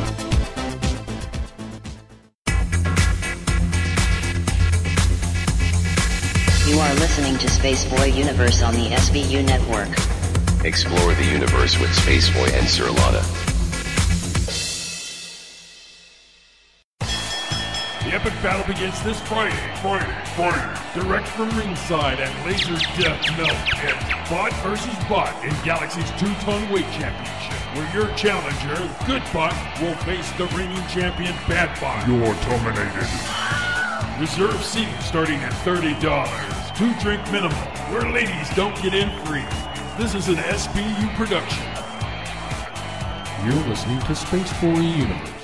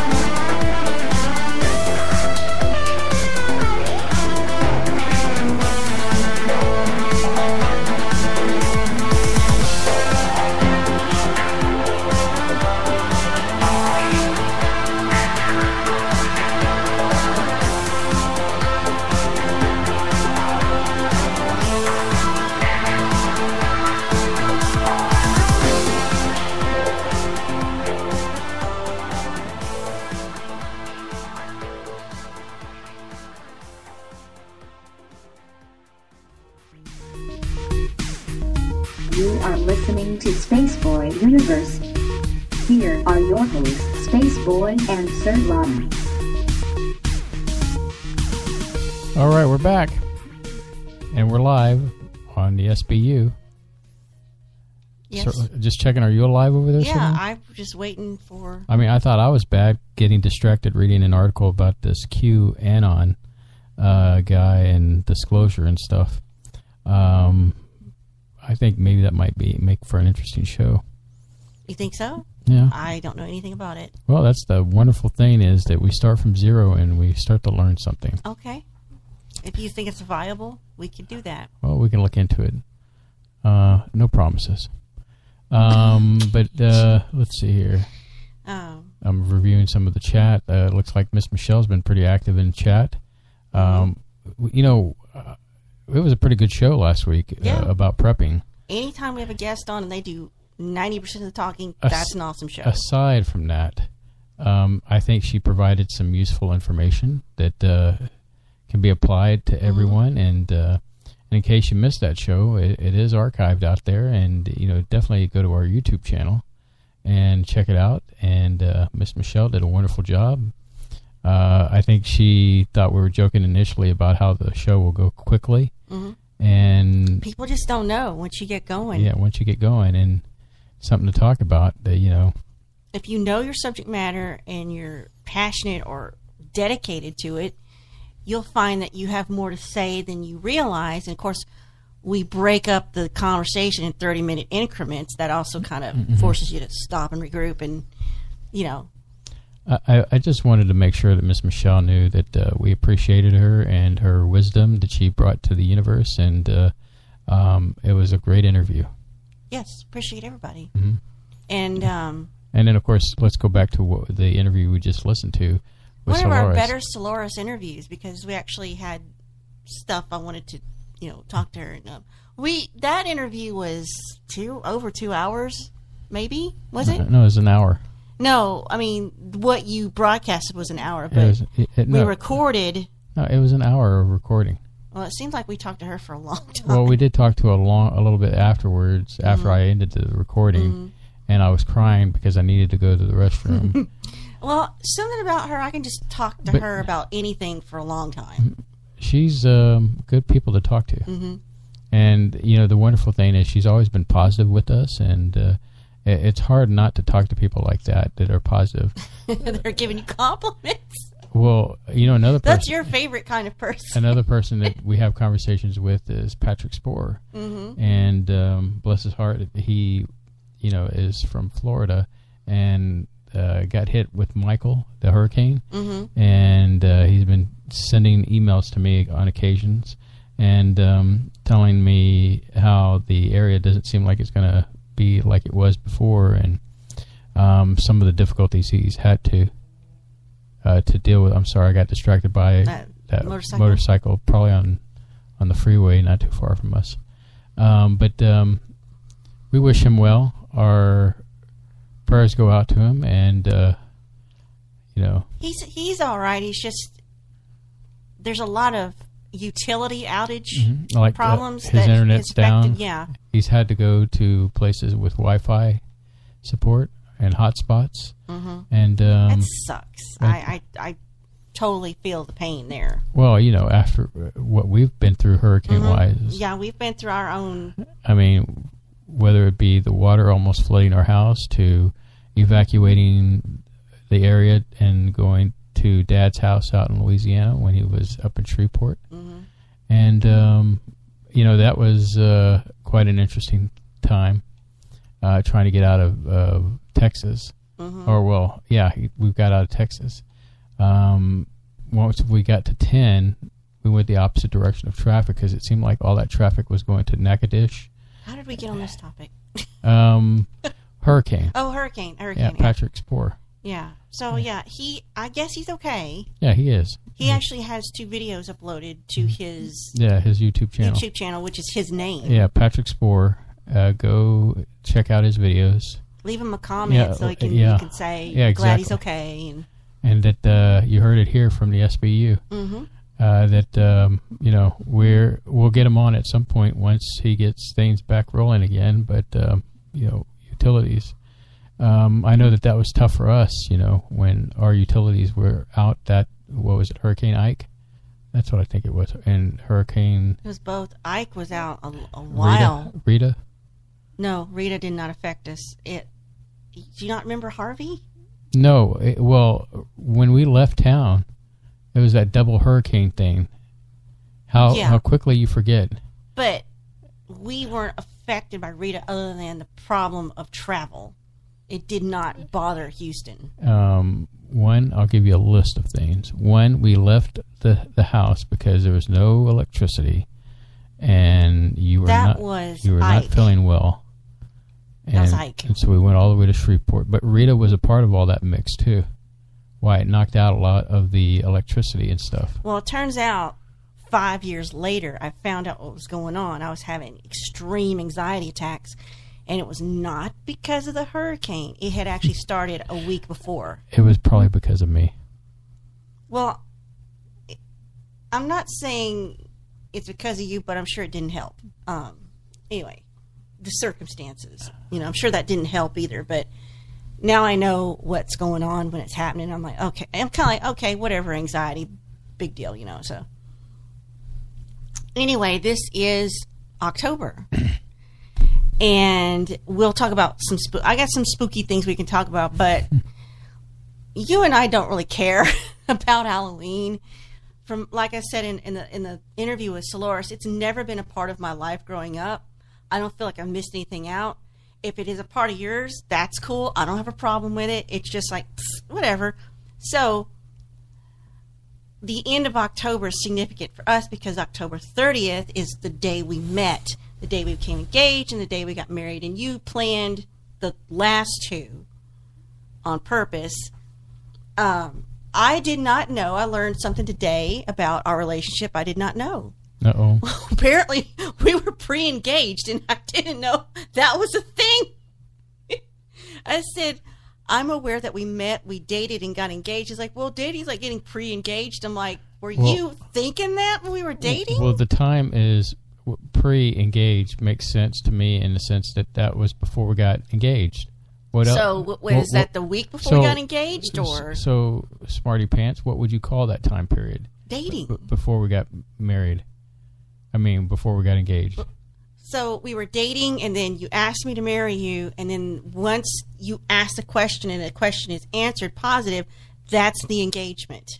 Well, that's how I see it.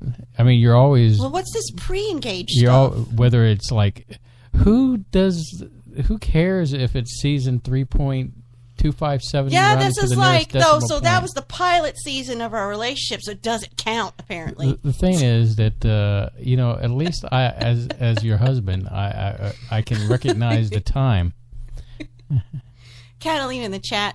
Tell us about your wedding. Any high strange just happened? Well considering our wedding ceremony was on board. Before you go further, there I was. We got engaged, and at some point during the engagement to the wedding, I said, well, let's get married at the Star Trek experience in Vegas. I'm pretty sure. And you said, sure, why not? The reason you married me is because I said yes to that, not to the marriage. No, I think that... you thought, hey, that sounds like a cool idea. So would you call that, Catalina, high strangers? We got married on board the recreation of Enterprise D-1701D. We had a Picard look-alike officiate our marriage, and we had a female Klingon in full makeup and costume I think there. That the high strangeness happened on the way back from getting the marriage license when I saw a little person hooker on the I mean, that's what she was. She was a little person, and I'm not trying to be mean or anything. I don't think the correct term anymore that I'm familiar with, midget, is not PC. So here I'm talking about expected. Okay. Here I'm talking about a small person hooker, and apparently Catalina thought it was funny. Anyway, so I move on. So I say that to you while we're in the back of the cab, and you said, "Where? You're making stuff up." I didn't see any of this. I don't know why. No, I'm in a strange land, which is called Las Vegas, and I'm like seeing everything. Yeah. So the Star Trek experience was in the Hilton Hotel, and it was a whole experience that you could do different things. But they later on, years later, tore it out of the Hilton. It's not there anymore.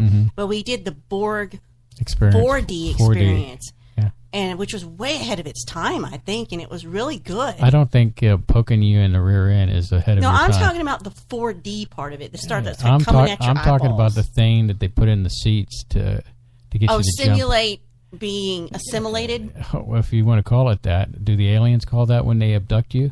Yeah, it's called probing. Yeah, well, I got probed. You got probed from the 4D experience. So yeah, it was very strange, but I'm not sorry we did it. No, it was fun. That was fun. Yeah. Oh, and the marriage thing too. But yeah, thank you. Let's go back for a second here. So it is October 2004. Let's go back 2 months. August 2004. I moved to Texas from Louisiana, from Northwest Louisiana. I was like, I have got to get a freaking life. I need a job, and that's all I care about. I just, it was time for me to get away from my hometown because there was nothing left for me there. There was no opportunities for jobs. The only person I had left is my best friend and my dad. And I was like, I can't. I told my dad, I said, I can't. There's nothing here. I've exhausted all the possibilities. And he's like, go. And he subsidized me the first year or two I was here. Bless his heart. So, moved down here, really kind of heartbroken about the whole thing. But once I got settled in, holy crap. Living on my own was awesome. I'm probably the only person that's like, finally, I can do things the way I want to. So leaving over your back door open so that the cats could come in. Yeah, stray cats would come in my apartment. It was weird. So August, I'm getting it together. September, I start looking for temp jobs and everything. So I'm trying to get some income. I have my own car, and then, and as we keep mentioning her, we'll mention her till the end of time. My friend Leanne said, you have got to start dating. I said, no, I do not. She's like, yeah, you need to do it just a little bit. And then she's like, you don't have to, commit to anything, but you've got to just move on. And she wouldn't let it go, and she wouldn't let it go, and she's riding my butt. She's riding my butt about it, and I didn't want to do any of it. So this is 2004. This is like close to the pinnacle of online dating, So I went through them all, and I was not serious about it. I didn't care. And this is back when Yahoo had everything. They had personals, they had games, they had jobs. They were still like this mega thing, not just a search engine. So through the personals on Yahoo, I guess I tightened down the zip code parameters. That's how you came up. And I don't know why this is kind of fuzzy to me now. Well, let me tell my side of the story. So I was working as a waitress in a cocktail bar. I was working at this construction firm doing accounts payable, and I worked a lot. I wasn't dating, and being married was like the furthest thing from my mind because I had already been married before. But I was like at the point where, I would, like to go out occasionally and, go get dinner with somebody or catch a movie or something to that effect. And you're looking for a good time. And I wasn't the kind of person that, I'd go hang out at bars. Although the 90s, I had a few raves in my time, which is a different time period altogether. And I guess at that point it was like the bar scene was not something that I was looking to do. So I wanted to use technology to find somebody that was not one of those bar hoes, if you want to call them, So anyway, I put in my parameters, and then finally what I did on my end was I cleared all my parameters just to see what would come up. Is that code for lowering your standards? I don't want to say lowering my standards. I mean, it just puts me in a bad situation to go on that line. But I did clear out my parameters and to be open-minded to see who was out there, and I think it's you have such a pretty interpretation. Well, I'm trying to keep it nice, and it's not like I'm looking. So I was going to score with Angelina Jolie or something like that at that time. Somehow, one of us came up to the other in results, or I don't know who. I can't even remember who initiated the chat. Yeah. But they had this configured in some way. The only way I could keep talking to you after, which I'm surprised, because I paid for my service, and I felt like if I'm paying for it, then whoever I'm talking to should be able to. No, I had to pay as well. Really? So, but then we had the email exchange. That's we had not even talked on the phone. It was just emails, right? For the first. Yes. And I think I feel like I wasn't trying to entice you necessarily. I was just telling you the truth. And I think what connected us was sci-fi. And I was talking about, I'm watching Stargate SG-1, or I'm trying to. It comes on every day at 5, and that's when my friend wants to call me and talk to me because she's driving home, and I don't want to talk to her. I want to watch Stargate. And I was watching, I had, up to that point, all of Red Dwarf on DVD as far as they had put Red Dwarf out. And I feel like that is what I think you also got my hooks in you. You talked about Father Ted at some point too, and maybe. And, British comedy. And I was like, if you can't pass the British comedy test, I want nothing to do with you. And there was one final test. You didn't know it was a test, but I think I showed you the movie The Party with Peter Sellers, and I was like, if he doesn't like this, I am seriously reevaluating this. But you passed with flying colors. But so we had to do the email, and then I remember the first time you called me, and I was like, "Oh, this guy's got a deep voice," And when we met at a Chinese buffet, which is hysterical, given that I can't stand buffets. Yeah, you went, and at least I got some food out of it. Yeah, and the only thing he remembers about our first date is that he was hungry, No. and he got to have all the food he wanted. I don't think that's fair.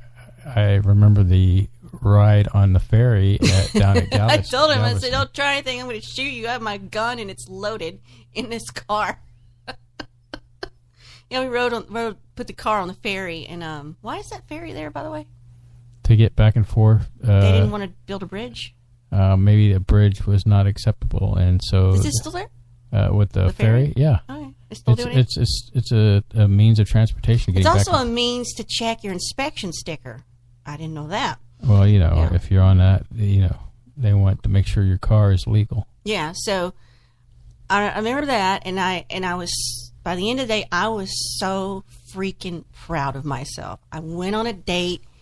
This will shut Leanne up.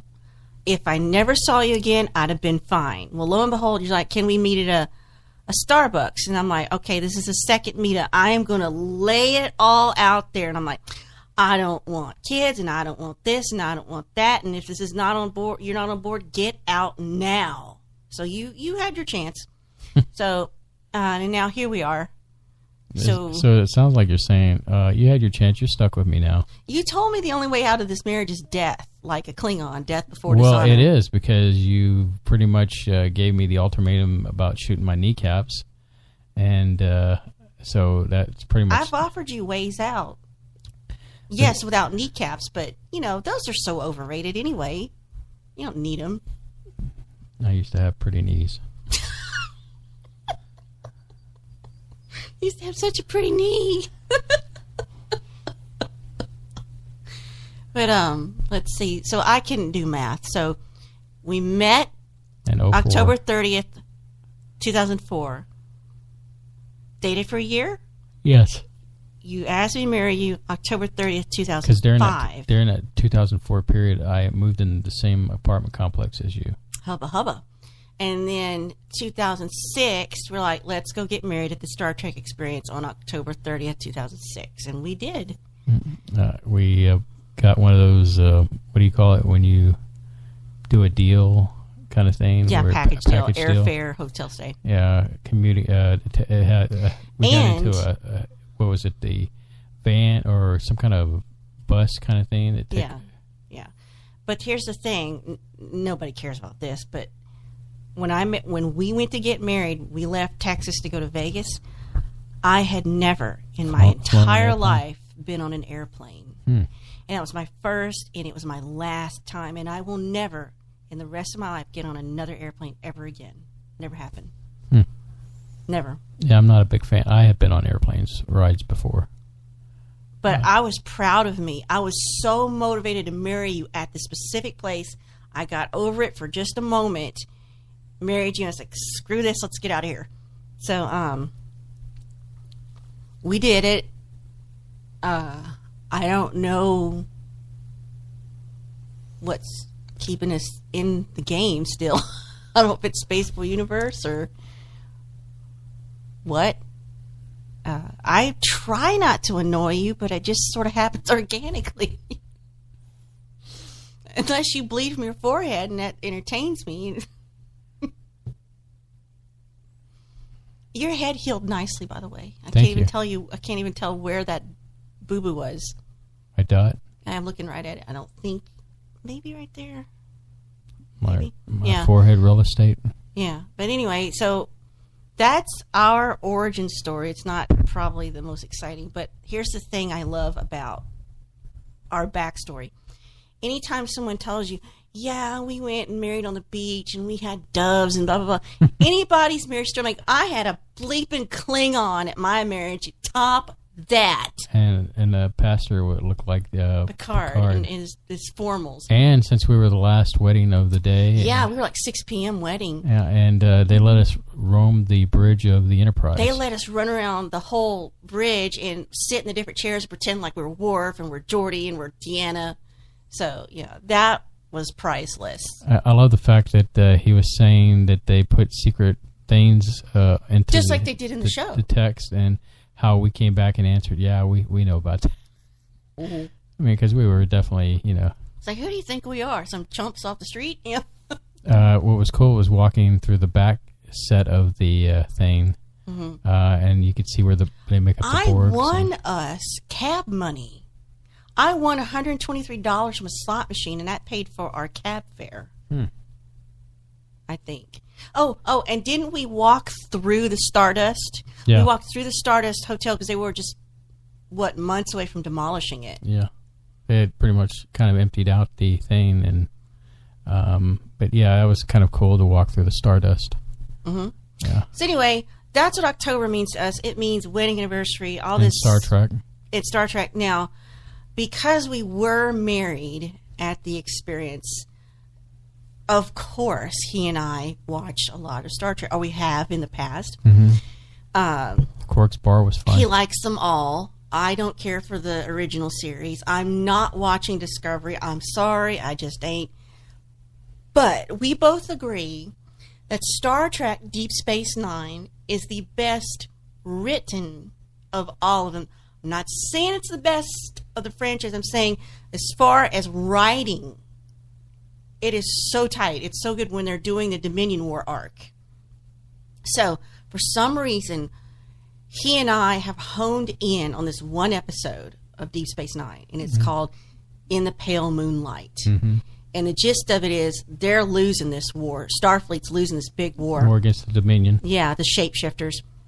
And they've got a bunch of allies who just would love to see the end of Starfleet and all that stuff. Namely the Romulans. Yeah, the rom-coms. So Captain Sisko says, I've got to come up with a scheme, and it may be unethical, it may be immoral, and it is definitely underhanded, but Starfleet Command approved it. And he had Garrick, the outcast Cardassian that's on the Deep Space Nine with him, actually implemented this plan because Garrick wanted to go back to Cardassia on his homeworld, and he was an outcast. He didn't care about Starfleet so much and winning the war. He just wanted his home back. So that was his motivations, and he did the dirty work with no problems to his conscience. And Sisko punched him in the face for it. But he says, you won this war. You've turned the tide of this war, and all it cost you was one dead criminal and one dead senator. Because what's that against all the lives that have been lost? You know, so in the end, when they start to investigate, they'll find an isolinear rod that's slightly damaged, which would cover up the imperfections of what it would look like as a fake. And which that's where we get the main. It's a fake. So the senator comes to see this doctored video that looks like a conspiracy. He says this is fake, and he takes the rod with him because he's going to expose it to all of Cardassia and the shapeshifters.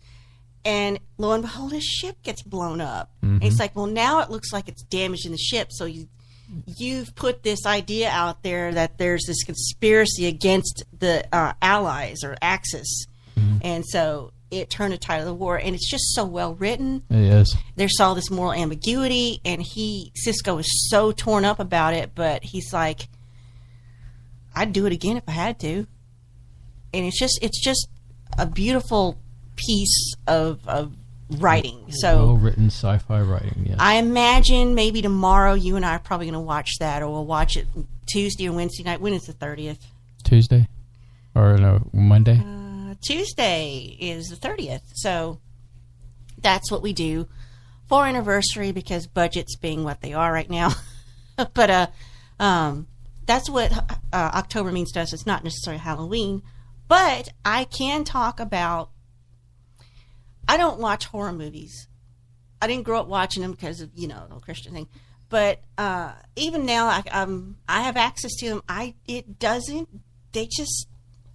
They don't do anything for me, but if I watch anything that's traditionally, quote-unquote, Halloween, I will always watch Young Frankenstein with Mel Brooks. Well, what a wonderful, wonderful, fun movie. Well, I told you about watching that movie on Netflix, The Haunting. Yes, they try to remake that every 10, 20 years. But it was really Haunting good. of Hill House. Now, what I can tell you about The Haunting of Hill House is it has started out as a gothic horror novel. It's an American gothic horror novel written in 1959 by Shirley Jackson. And it won an award, and it's one of the best ghost stories published during the 20th century. It's been made into at least 3 or 4 feature films. And, of course, the one you're talking about on Netflix is horror. But Jackson's novel relies on terror rather than horror to elicit an emotion. And and I have to say that I think it was more terror to me than it was horror. But I guess when you have the ghosts, there's and a stuff woman, right?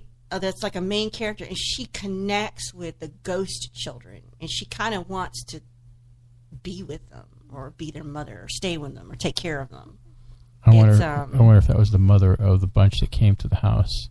Because originally what happened was this family comes to this house, and they're flippers. Yeah. And so... Well, yeah, it's all kind of different scenarios. In the book, it is, I believe, it's a challenge of who can stay there.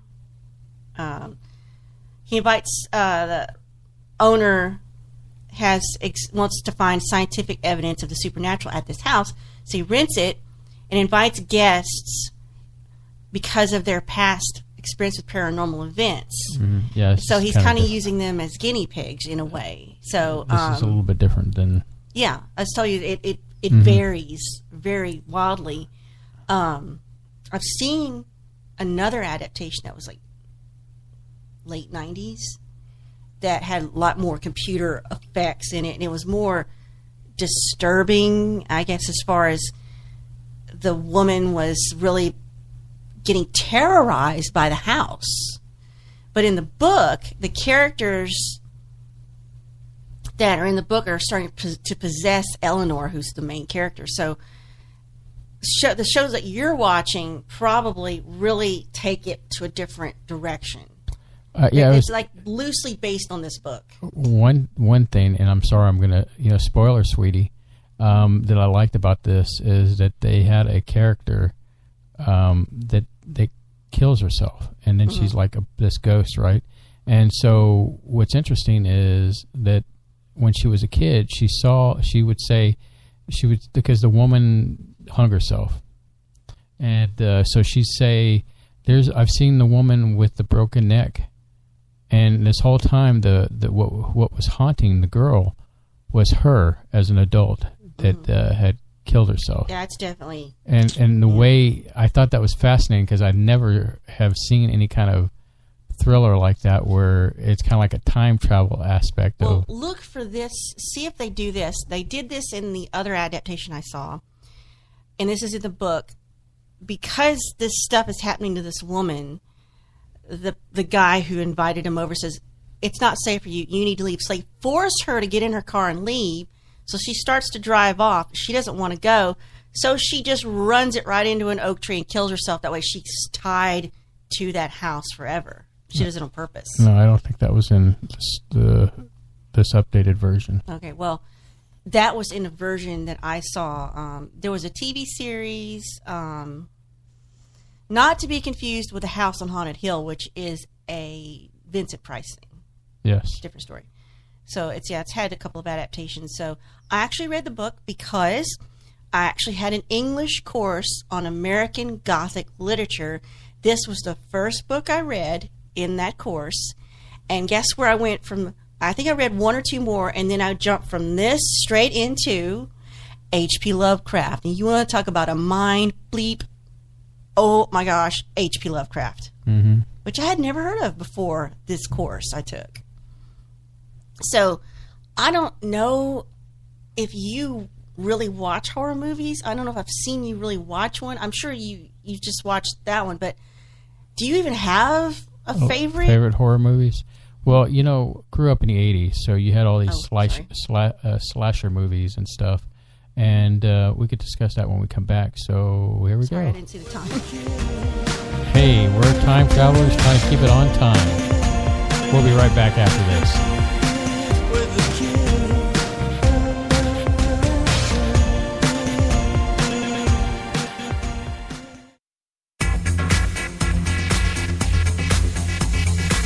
You are listening to Spaceboy Universe on the SVU network.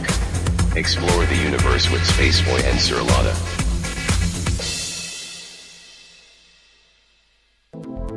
Greetings, Space Cadets. Let's see what's in the sky tonight in the Spaceboy Universe. Tonight, in the eastern sky, we have Spaceboy Universe rising above the horizon in glorious splendor. And in the west, we can see Solaris Majoris, which is visible at 9 p.m. Central Standard Time, just below the K28 belt. So keep your eyes on the sky and listen to Spaceboy Universe.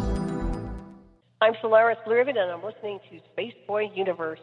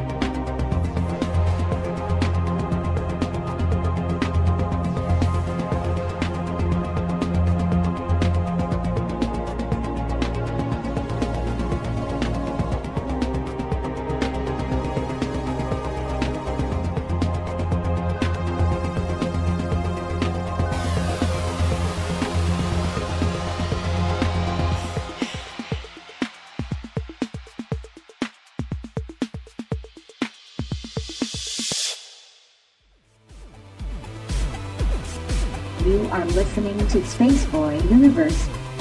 Here are your hosts, Spaceboy and Surlana. All right, we're back. And when we last left the audience, Surlana had posed the question of a favorite horror movie of mine. I was thinking, I wasn't big on the horror in general back in the 80s. It was a lot of slicers. And you had your Freddy Krueger, you had, things like that. Jason was still making his rounds. And so, I don't know. I tend to, it depends on the horror movie. I watched a lot of George Romero. Sorry, not the car. Cars don't make horror movies. Well, unless you're Christine. They could. I mean, Christine. But anyway, George Romero, walking... I guess zombies are horror. Zombies. Zombies are horror. Horrible. So, those were some of my favorites back then. But in general, Did you have one that's not necessarily a favorite, but messed you up for a while, or it bothered you for a while, and it took you a while to get over it? Well, I think Jaws, when I saw the original Jaws. Yeah. How old were you? Come on, you had to be little. I was young. I still got to go see it as a kid. Let me IMDb that real quick. 77, I think. Oh, let's see. Jaws. So you could tell how old you were if I tell you the... Yeah.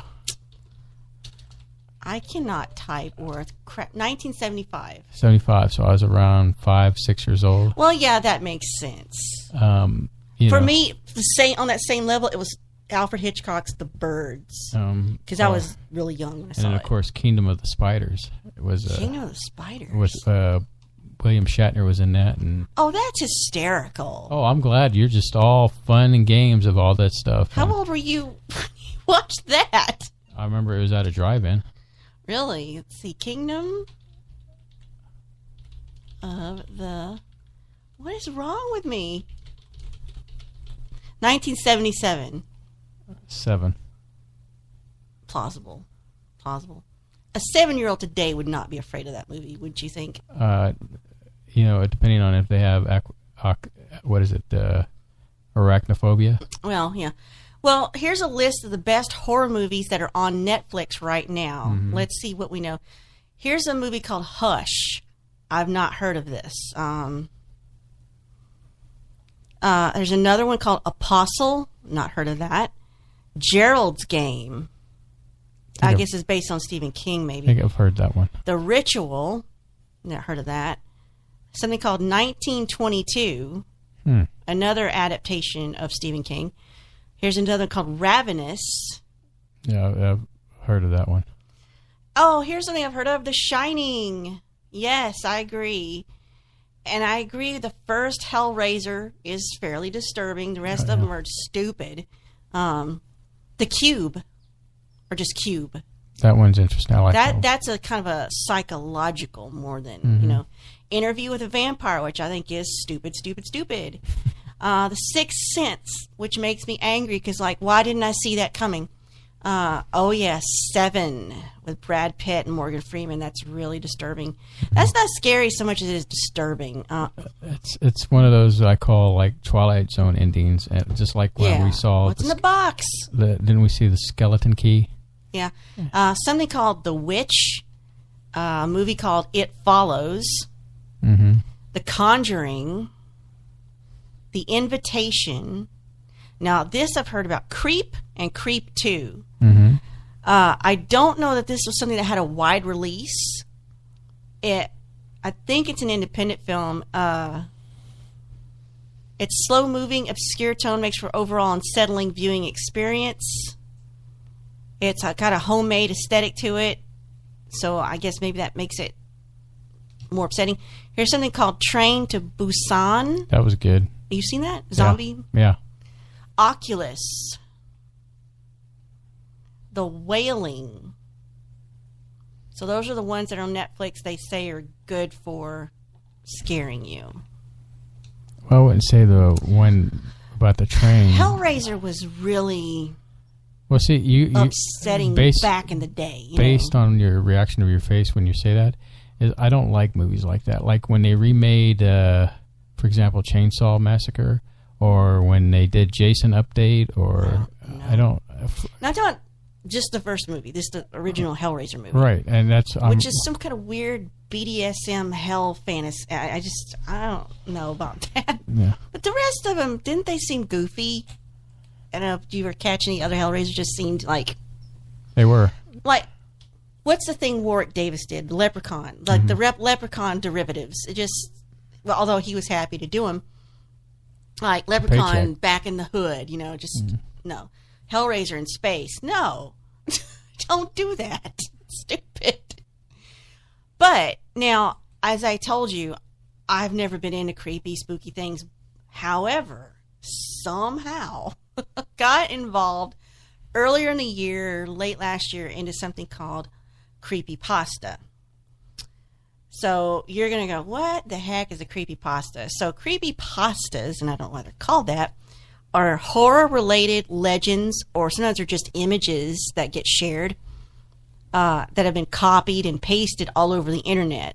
So they get really a lot of traction, So usually these are short, they're brief, but some of them get pretty expanded.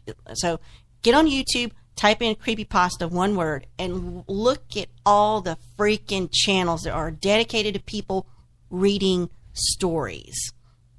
Now, it hit its peak in 2010. So I'm last to the game now.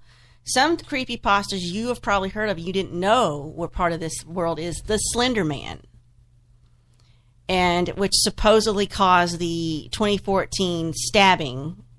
Said she was influenced by, wanted to prove the Slender Man skeptics wrong. So, there's always, okay, we're getting a call, and I think it's our marriage counselor, which we probably need to talk to her.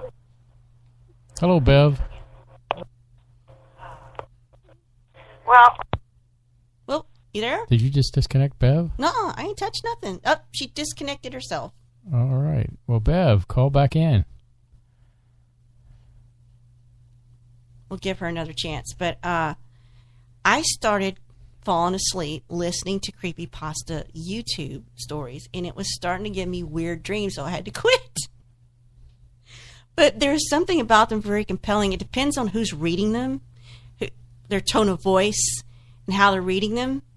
And a lot of them will read these, and they mispronounce the words because they don't know the word they're reading, and that just, derails it. I'm concerned for Bev because, Bob was just talking about here. I was looking into the chat, and he was mentioning something about Vincent Price, and he says, I always wanted to eat him, Michelle.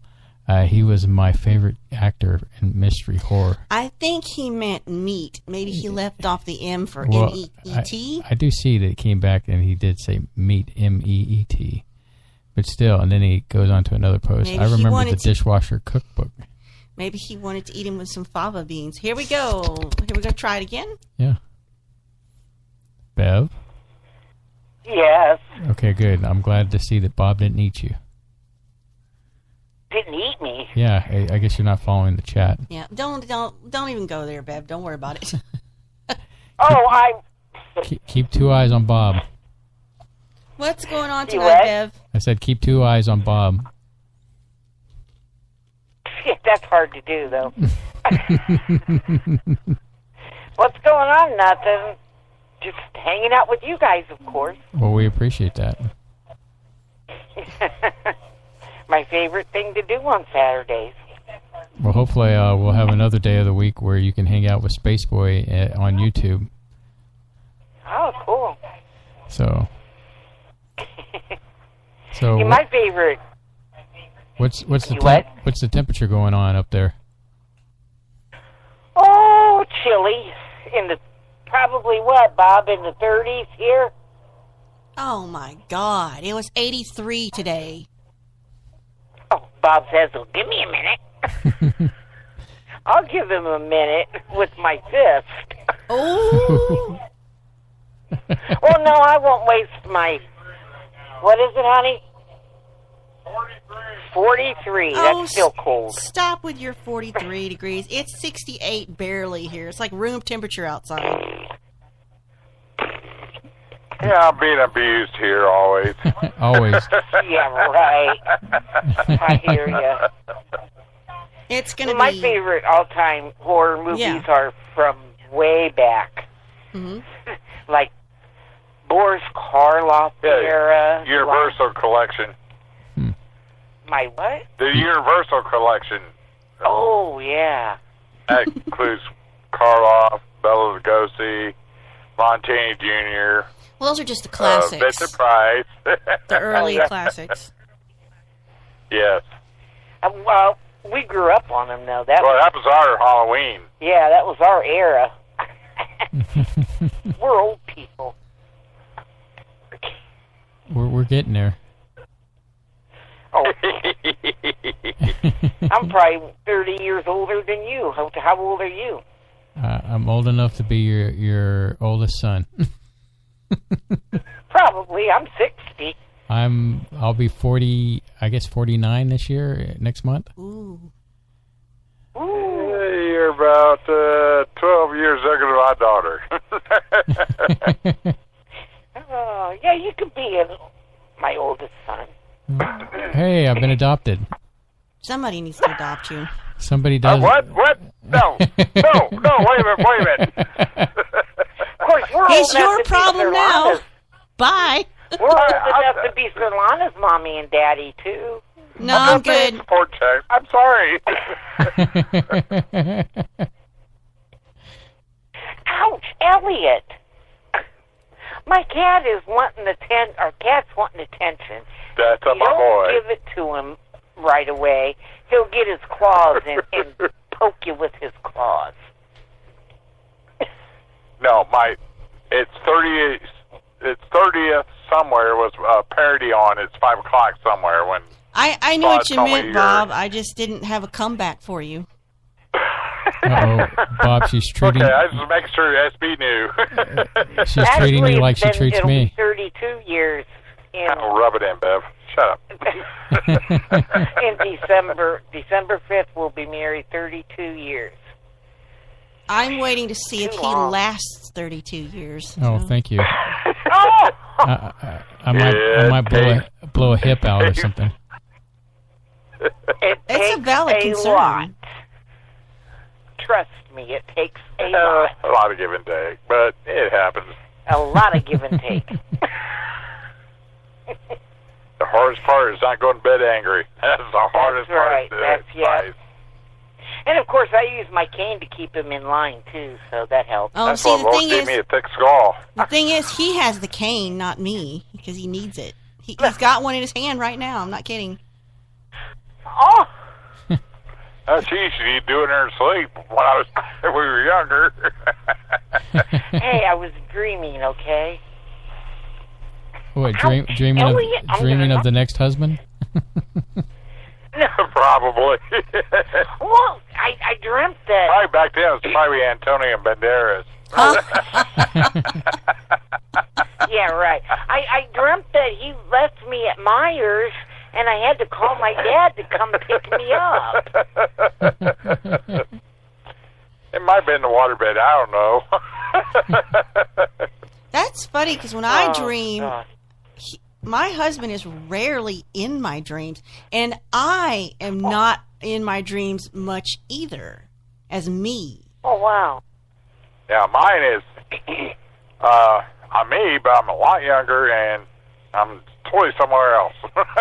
I think that has to do with the fact that I'm so secure with our relationship, I don't have anything to work out in my subconscious. Like, he's fine. He can just stay in the background while my brain just goes and has a field day of weirdness with everything else. Well, she describes me like I'm trying to work through problems in my sleep. You are. I mean, you sound like you're being tortured by psychological traumas and, just the or just being physically tortured. Like, you're going through the worst possible scenarios in your subconscious. Because, I mean, you're thrashing and you're moaning and you're groaning and maniacal giggling occasionally. And I, don't want to too deep into that one. So, well, it could be the dreams I had of Geddy Lee. Now, see, I don't really remember my dreams. Did we talk about that on the... No, not through the interview. Oh, you didn't air that part of the interview. No, There's more to the interview that we did with Solaris. He cut out for time and relevance. Yeah, I had dreamt.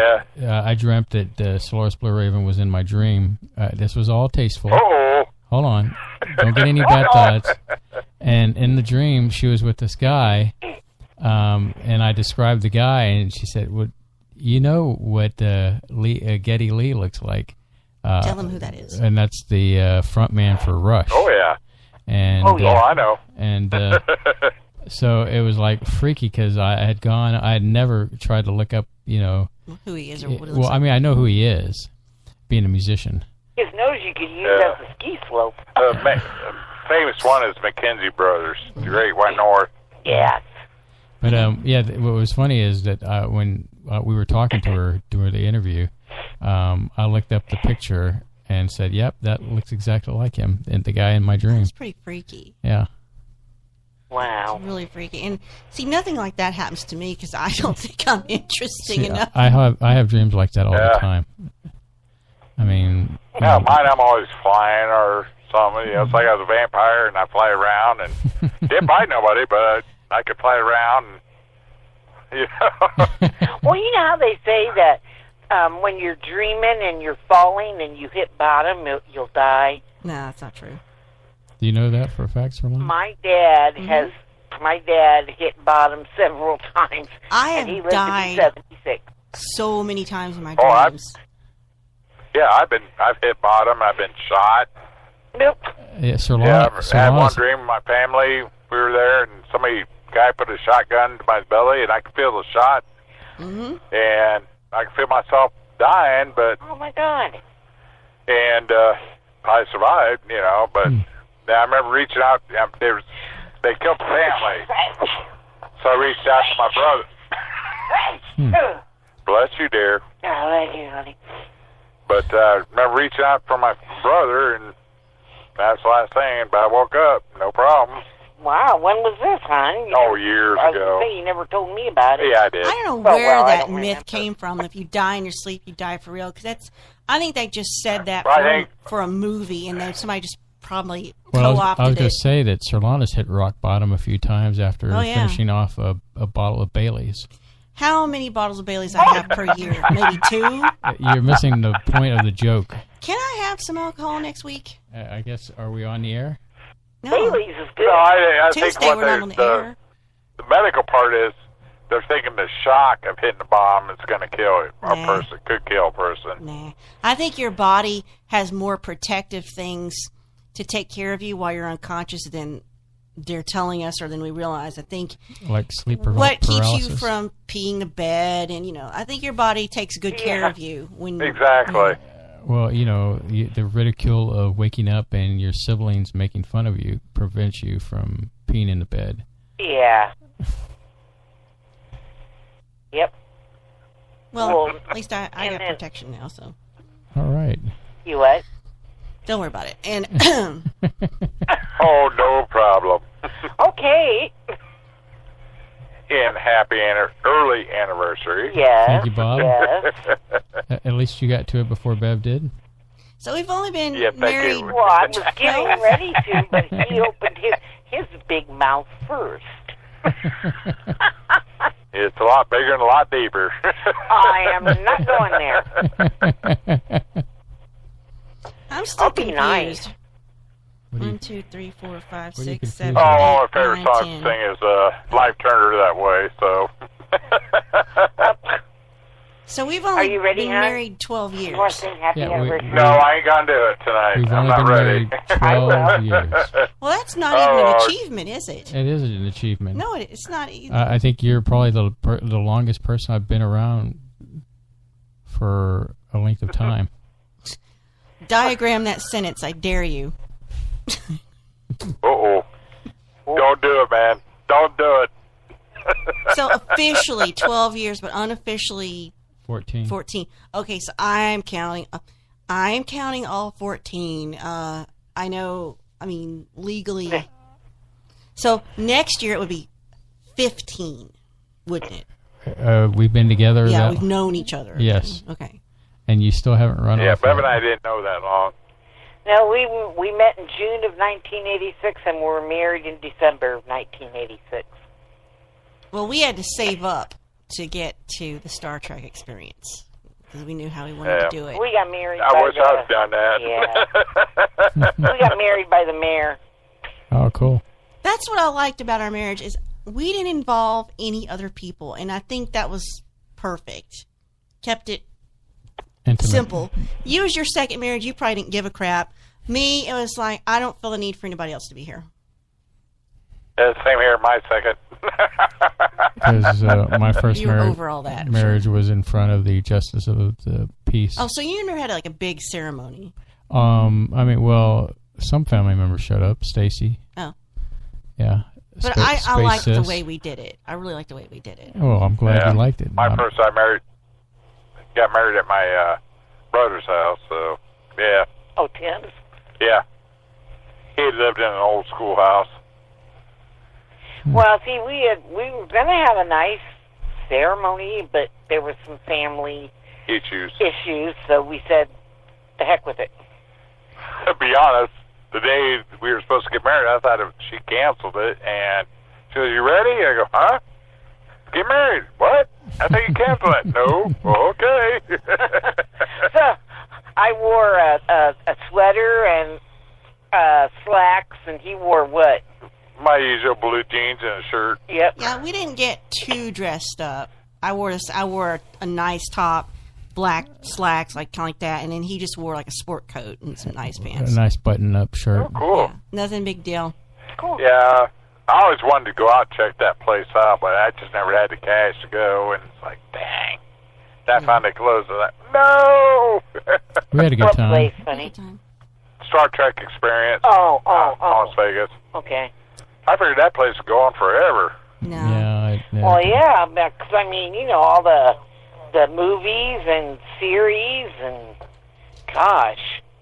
Well, I think You would think Paramount it tried to would've kill Star Trek for the longest time, but I don't think they managed to do it. But I'm just not into the latest stuff right now. I am. No, I haven't seen a single thing of the new stuff.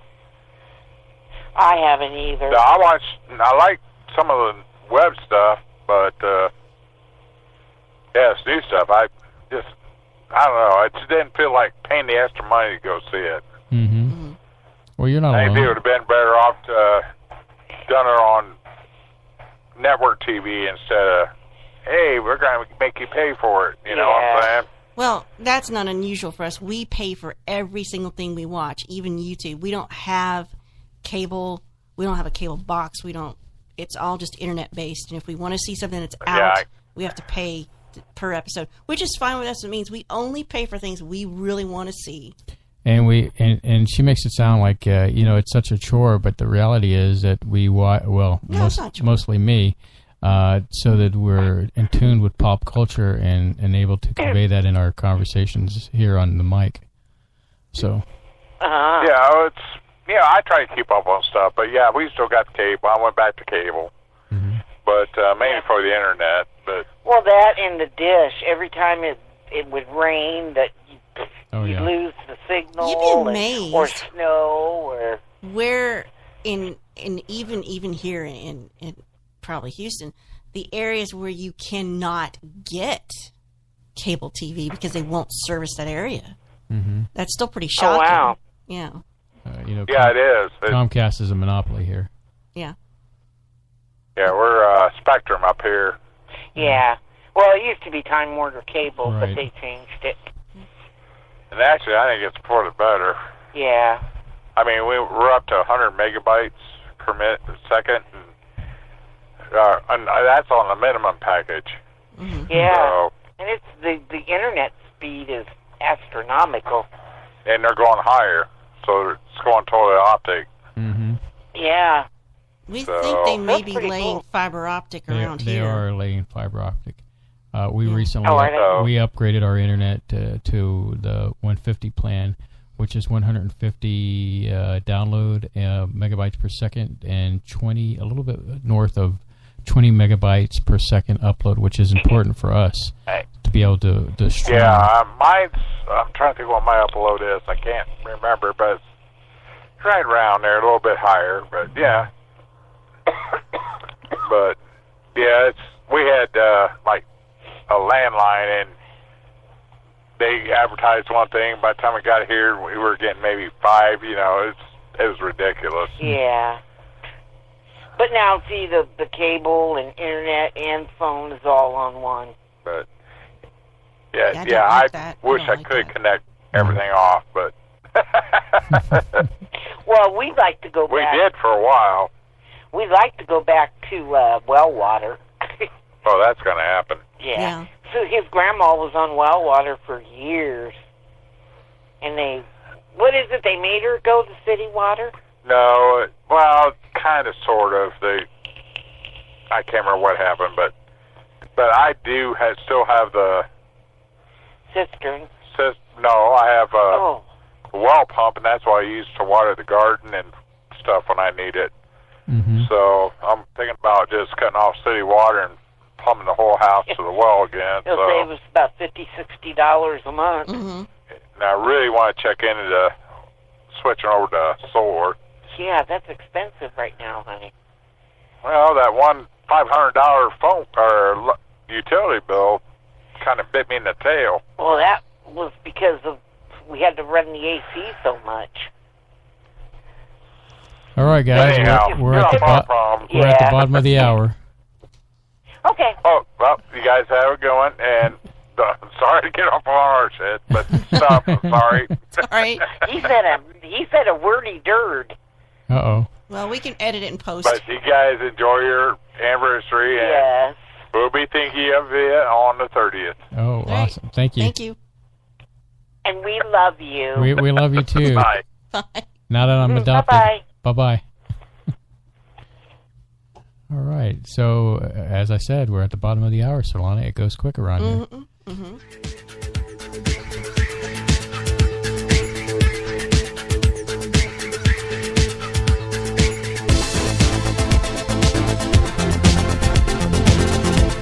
You are listening to Spaceboy Universe on the PAUK Radio Network.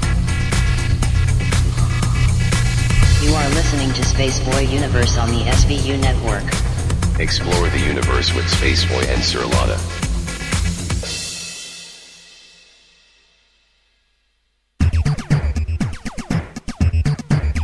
Get your game on Spaceboy Universe.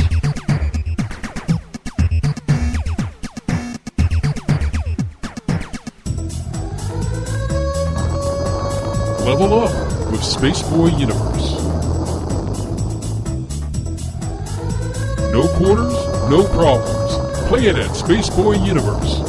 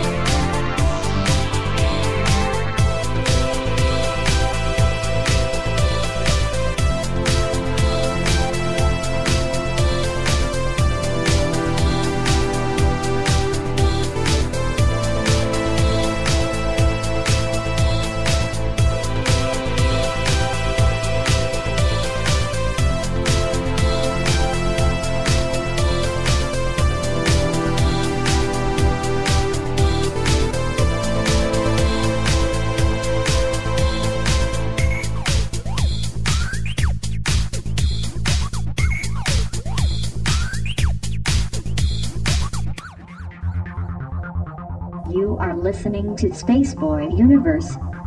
Here are your hosts, Spaceboy and Surlana. Hey, Surlana. What were you going to say before we went to break? Nothing. Because we were on the phone. No, so you swallowed that cupcake, huh? I can eat cupcake. You're eating something right now. Don't come pointing fingers at me. It's not the thing, is you had this big old cupcake shoved in your mouth. And well, you got shoved in your mouth. I'll tell you what he told me to do right before he came back on the air. Told you to swallow it. I was like, who do you think you are? Just because it's our anniversary. Anyway, I needed this little pick-me-up. Whatever. Do you have anything that actually scares you? I mean, for real? Not that I wish to divulge. Okay. Because then it could be used against me. Okay. Well, this pretty much kills the last 30 minutes of our time. Yeah, what scares me is the demented people that are on Facebook arguing about crap that really in the end it doesn't mean anything. We're all brothers and sisters. We need to be looking out for each other. That's never going to happen. So you ask me a question, but you won't let me answer.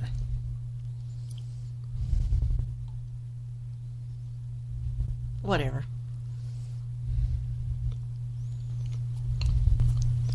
I get tired of all the stuff that's going on, and feel like I can't escape it. And online or just out there in the news, and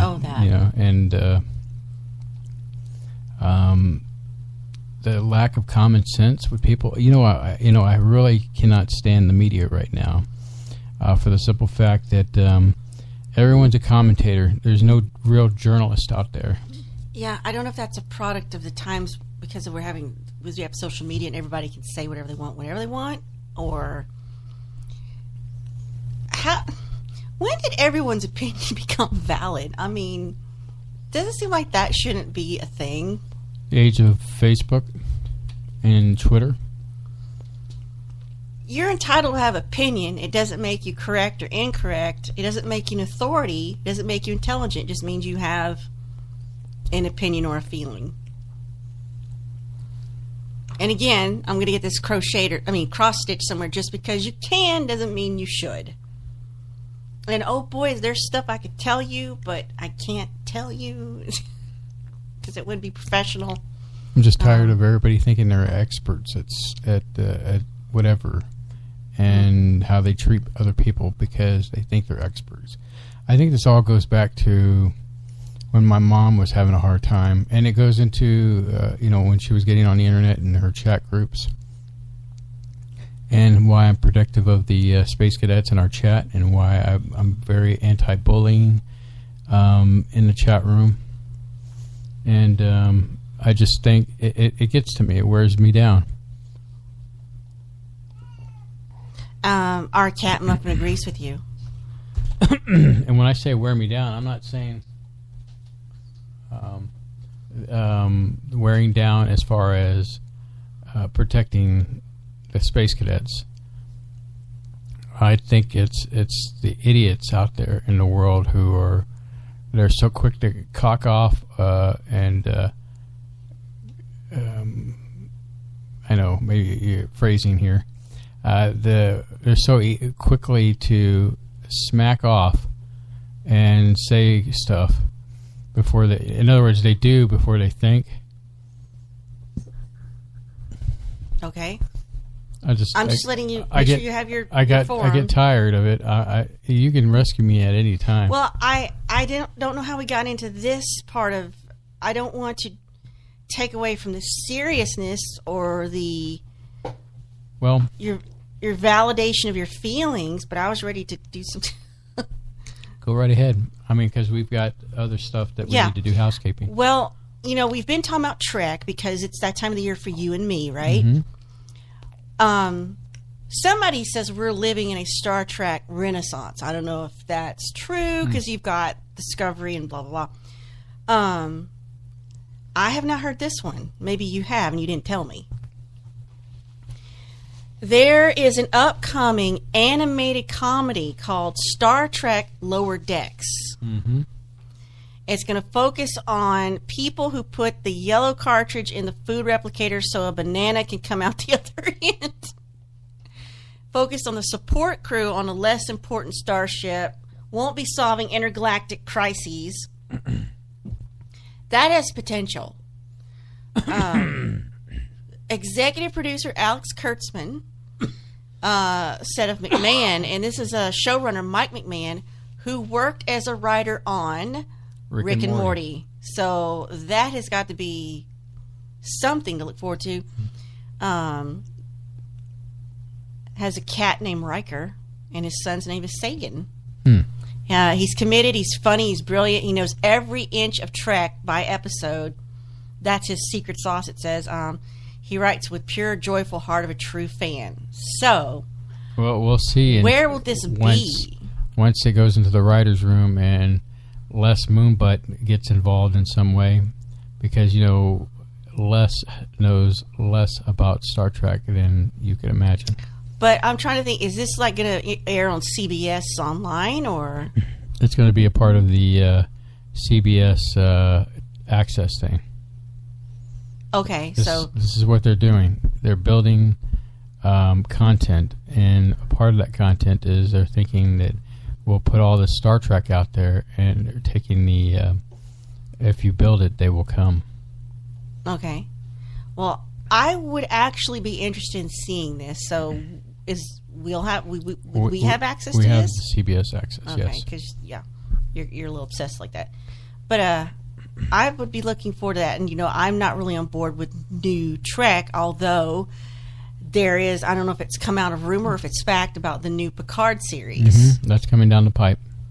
I can't believe he's on board for it, because Stewart has always seemed kind of bitter to me about Trek. Well, you know what's going to be fun is next show, the 3rd of November, we have JP from Egotastic Fun Time. Nice segue. And he is definitely an expert when it comes to Trek, but his main love right now is the Orville. And we'll talk a little bit about the Orville. And he will talk about the Orville. And then, of course, we'll talk about Star Trek and, you know, get all nerdy together. And I think you're going to like JP. He's a really great guy. And I need to check out his channel. And if you want to do a little pre-research Space Cadets. What's it called? His channel is called Egotastic Fun Time. I'm going to type that in. Mm-hmm. Egotastic Fun Time. Yes. On YouTube. On YouTube, yes. I do have his YouTube channel linked off of our front page where I have the schedule, so you can go check him out. Go to our website to get connected.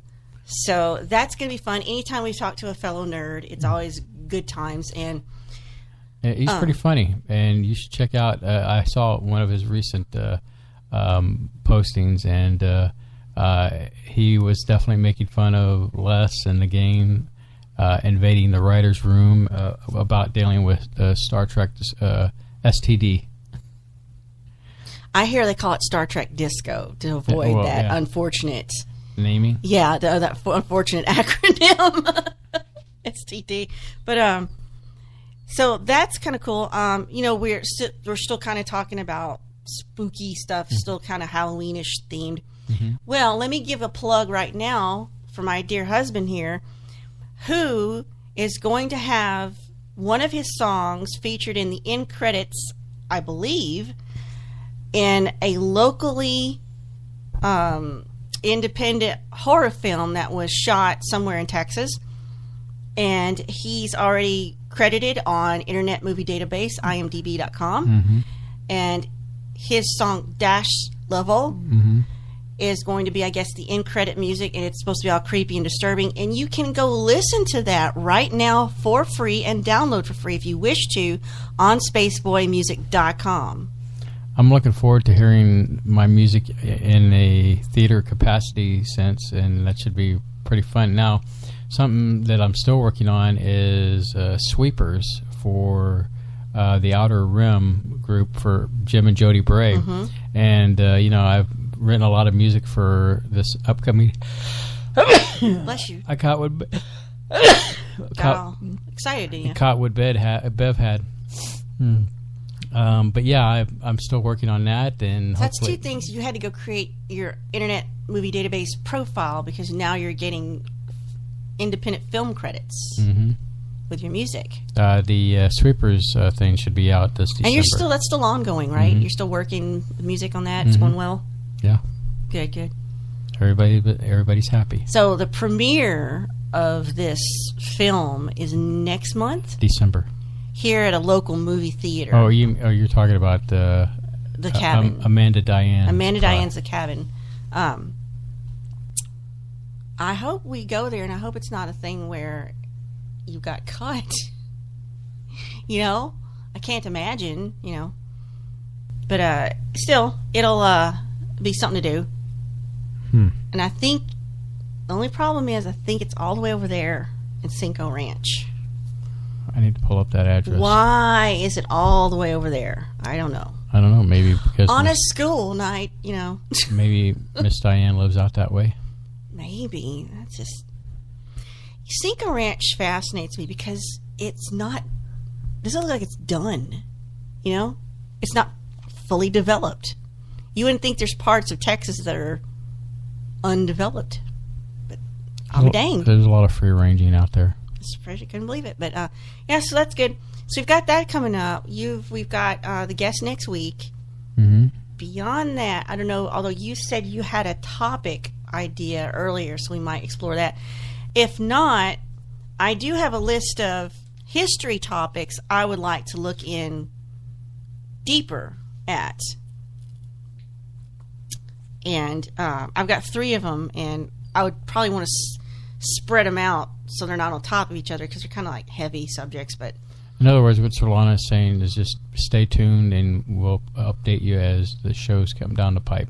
Because I think I don't know if you feel like this, Spaceboy, but I think it's interesting to look at some big historical event or thing that happened years ago, like more than 30, 40, 50 years ago, and try to get the modern, looking back on it from this modern perspective. As we're sitting perched on the precipice of the end of everything, and I hate to end it on a bummer, but I really think we're very close to the end of everything and not in a good way. So I'm wondering if you're titling your music The End of the Beginning and then the beginning of the end is prophetic. Well, at some point the music had to stop as we know it. And, it comes at, creativity for me is like the phoenix. It's in waves. It has to die and rise from the ashes. And something inside you has to die, and then, gosh, I've been actually working on something creative, and then I just was really into it, and all of a sudden I'm like, you take it or leave it. I'm not going to give up on it though. But you get that too. Like you'll be working on a piece of music, and you're dedicated for several days, and then you're like, you take a break, and then next thing you find out, a week or more has gone by, and you're like, well, I just don't think I'm into it anymore. Well, honestly, it's since I've been writing this music for the show Sweepers, I've had my moments where I just lose creativity, and I don't want to force it because what I'm writing is going to be associated with something, another person's project, and I want to make sure that I am writing creatively and providing the best content for them, for their show. So that's but you are enjoying it? Yes. I just don't like it when I'm tapped out. Well, I'm sure you're not the only creative person that's gone through that. I'm there with you. It's like I can't do anymore, and because I do some creative stuff at work where I have leeway to create things, and then it's just like this is good. I really like this, and then here comes this committee of people. Like, can you center it? I'm like, I can, but there's no need for it. It's the way it is the way it is because that's the best way it should be. And then just like, you know what I mean. Mm-hmm. Committees. Yes. They kill everything. Well, academia. No, it's just people. It's just people. Well, you can't really call academia people. Sorry, I'm not trying to get you in trouble. But you will. Yes, at some point, I guess I will. I guess Jamie Lee Curtis is coming back in the Halloween franchise. Or it's actually done some good numbers. I think they had to go out of her way to make her look that bad. I don't think she looks that bad. No, she does not look that bad. She does not look like that. She still got it on. What's the other words? Michelle Pfeiffer in Ant-Man and the Wasp. It's like I feel like they had to do work to make her look older. That as old as he is. And I was like, Yeah, because they're. I don't know Michelle Pfeiffer's age, but she's not Michael Douglas' age. Yeah. I think it's funny when they have to old people up who are older but not old enough. They de-aged her, but still made her. but still made her look a little bit older, even though through the de-aging process. Mm-hmm. But even with all that, she was barely in the movie. Still looked good. Yeah. Oh yeah. She doesn't do a lot of acting anymore, does she? Not that I've seen, no. I'm just really not into many movies. The only movies we've been into is Marvel stuff. Mm-hmm. Well, and Marvel doesn't disappoint like Star Trek or Star Wars does.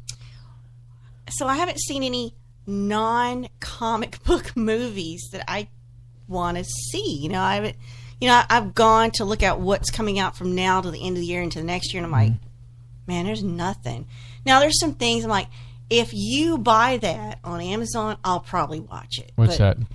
I'm thinking like Bumblebee. And I've heard the numbers for that are not good. So same with Aquaman, not good numbers in the box office. Well, Aquaman doesn't come out until December. Well, they're saying their initial projections it's like, maybe no one cares. Well, quite frankly, DC Universe is a wreck right now. Oh, sure. With Henry Cavill and Batfleck. Oh my gosh! We know that Batfleck is out. I would be interested to see if Henry Cavill gets any other roles. Period. I'm sure he will, and then plus, there was even a rumor that they might consider him for the next James Bond. He is English. Yeah, he is, yeah. I forget. This might interest you real quick, and then I'll let you finish up. Jonesy the cat from Alien gets his own book. Oh, really? Yes. Why? I don't know. Titan Books has just released Jonesy, 9 Lives of the Nostromo. Written and illustrated by Rory Lucy, and it tells the story of the film Alien from the cat's perspective, tackling the terrifying tale with humor. For a movie that ends with 2 survivors, one of them being Jonesy the cat, we don't get to see much of what the cat's up to throughout the film. How is it avoiding these, monstrous beasts?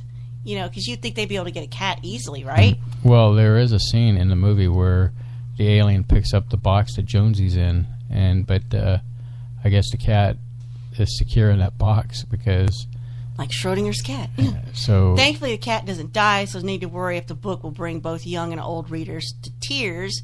Film doesn't shy away from those scary moments, though, like the death of Brett.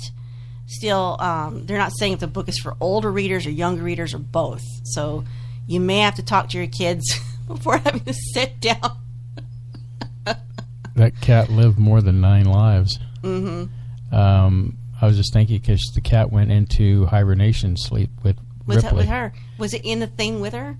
In her pod thingy? Yeah. So that would make the cat over 80 years old. Wow. I guess she cared about the cat. She's like, well, dang it, you're coming with me. Mm-hmm. And they got her out of, cryo with the cat and brought the cat to her, didn't they? Yeah. When they got her out. That was nice of them. It was nice. But they turned out to be a bunch of losers anyway, didn't Jonesy the cat. Well, Burke. Burke. He was an ass. Yes. Trying to sell out or kill all those colonists. Mm-hmm. Told them to go investigate the anomaly. I'm going to start going down an alien conversation You're here. starting to depress me now. Sorry. But Ripley didn't give up hope. Rescued Newt, but too bad that Newt died. They ought to just wipe 3 and 4 off as a dream. Well, they pretty much said they were gonna. And what is it? Gumdrop? Fever Dreams. That director Gumdrop. What is your problem? Why can't you say Blomkamp? I don't know why I have a problem with saying That's Blomkamp. like me and Shamalama Ding Dong. What's his name? M. Night Shamalama Ding Dong, whatever. So anyway, we both have our issues. In his thing, you would not have had 3 and 4. Yeah. It's kind of like what's his name? James Cameron's doing with the new Terminator. It picks up right. The ones he didn't have anything to do with, he says that doesn't exist. Yeah, it takes up right after number 2. Most things pick up after number 2. Yeah, it makes you lighter. So. And on that note. Yeah. Happy anniversary, dear. Yes, Snookums.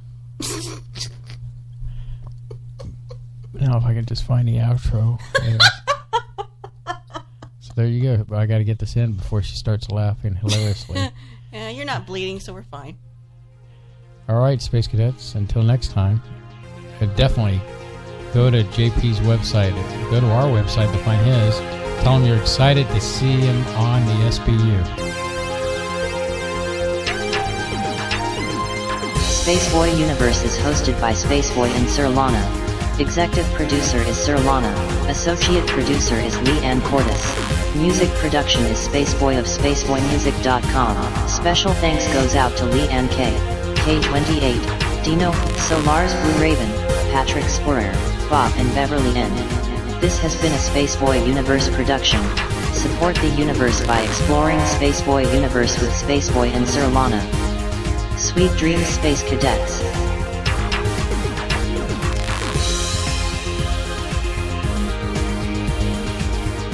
You are listening to Spaceboy Universe on the PAUK Radio Network.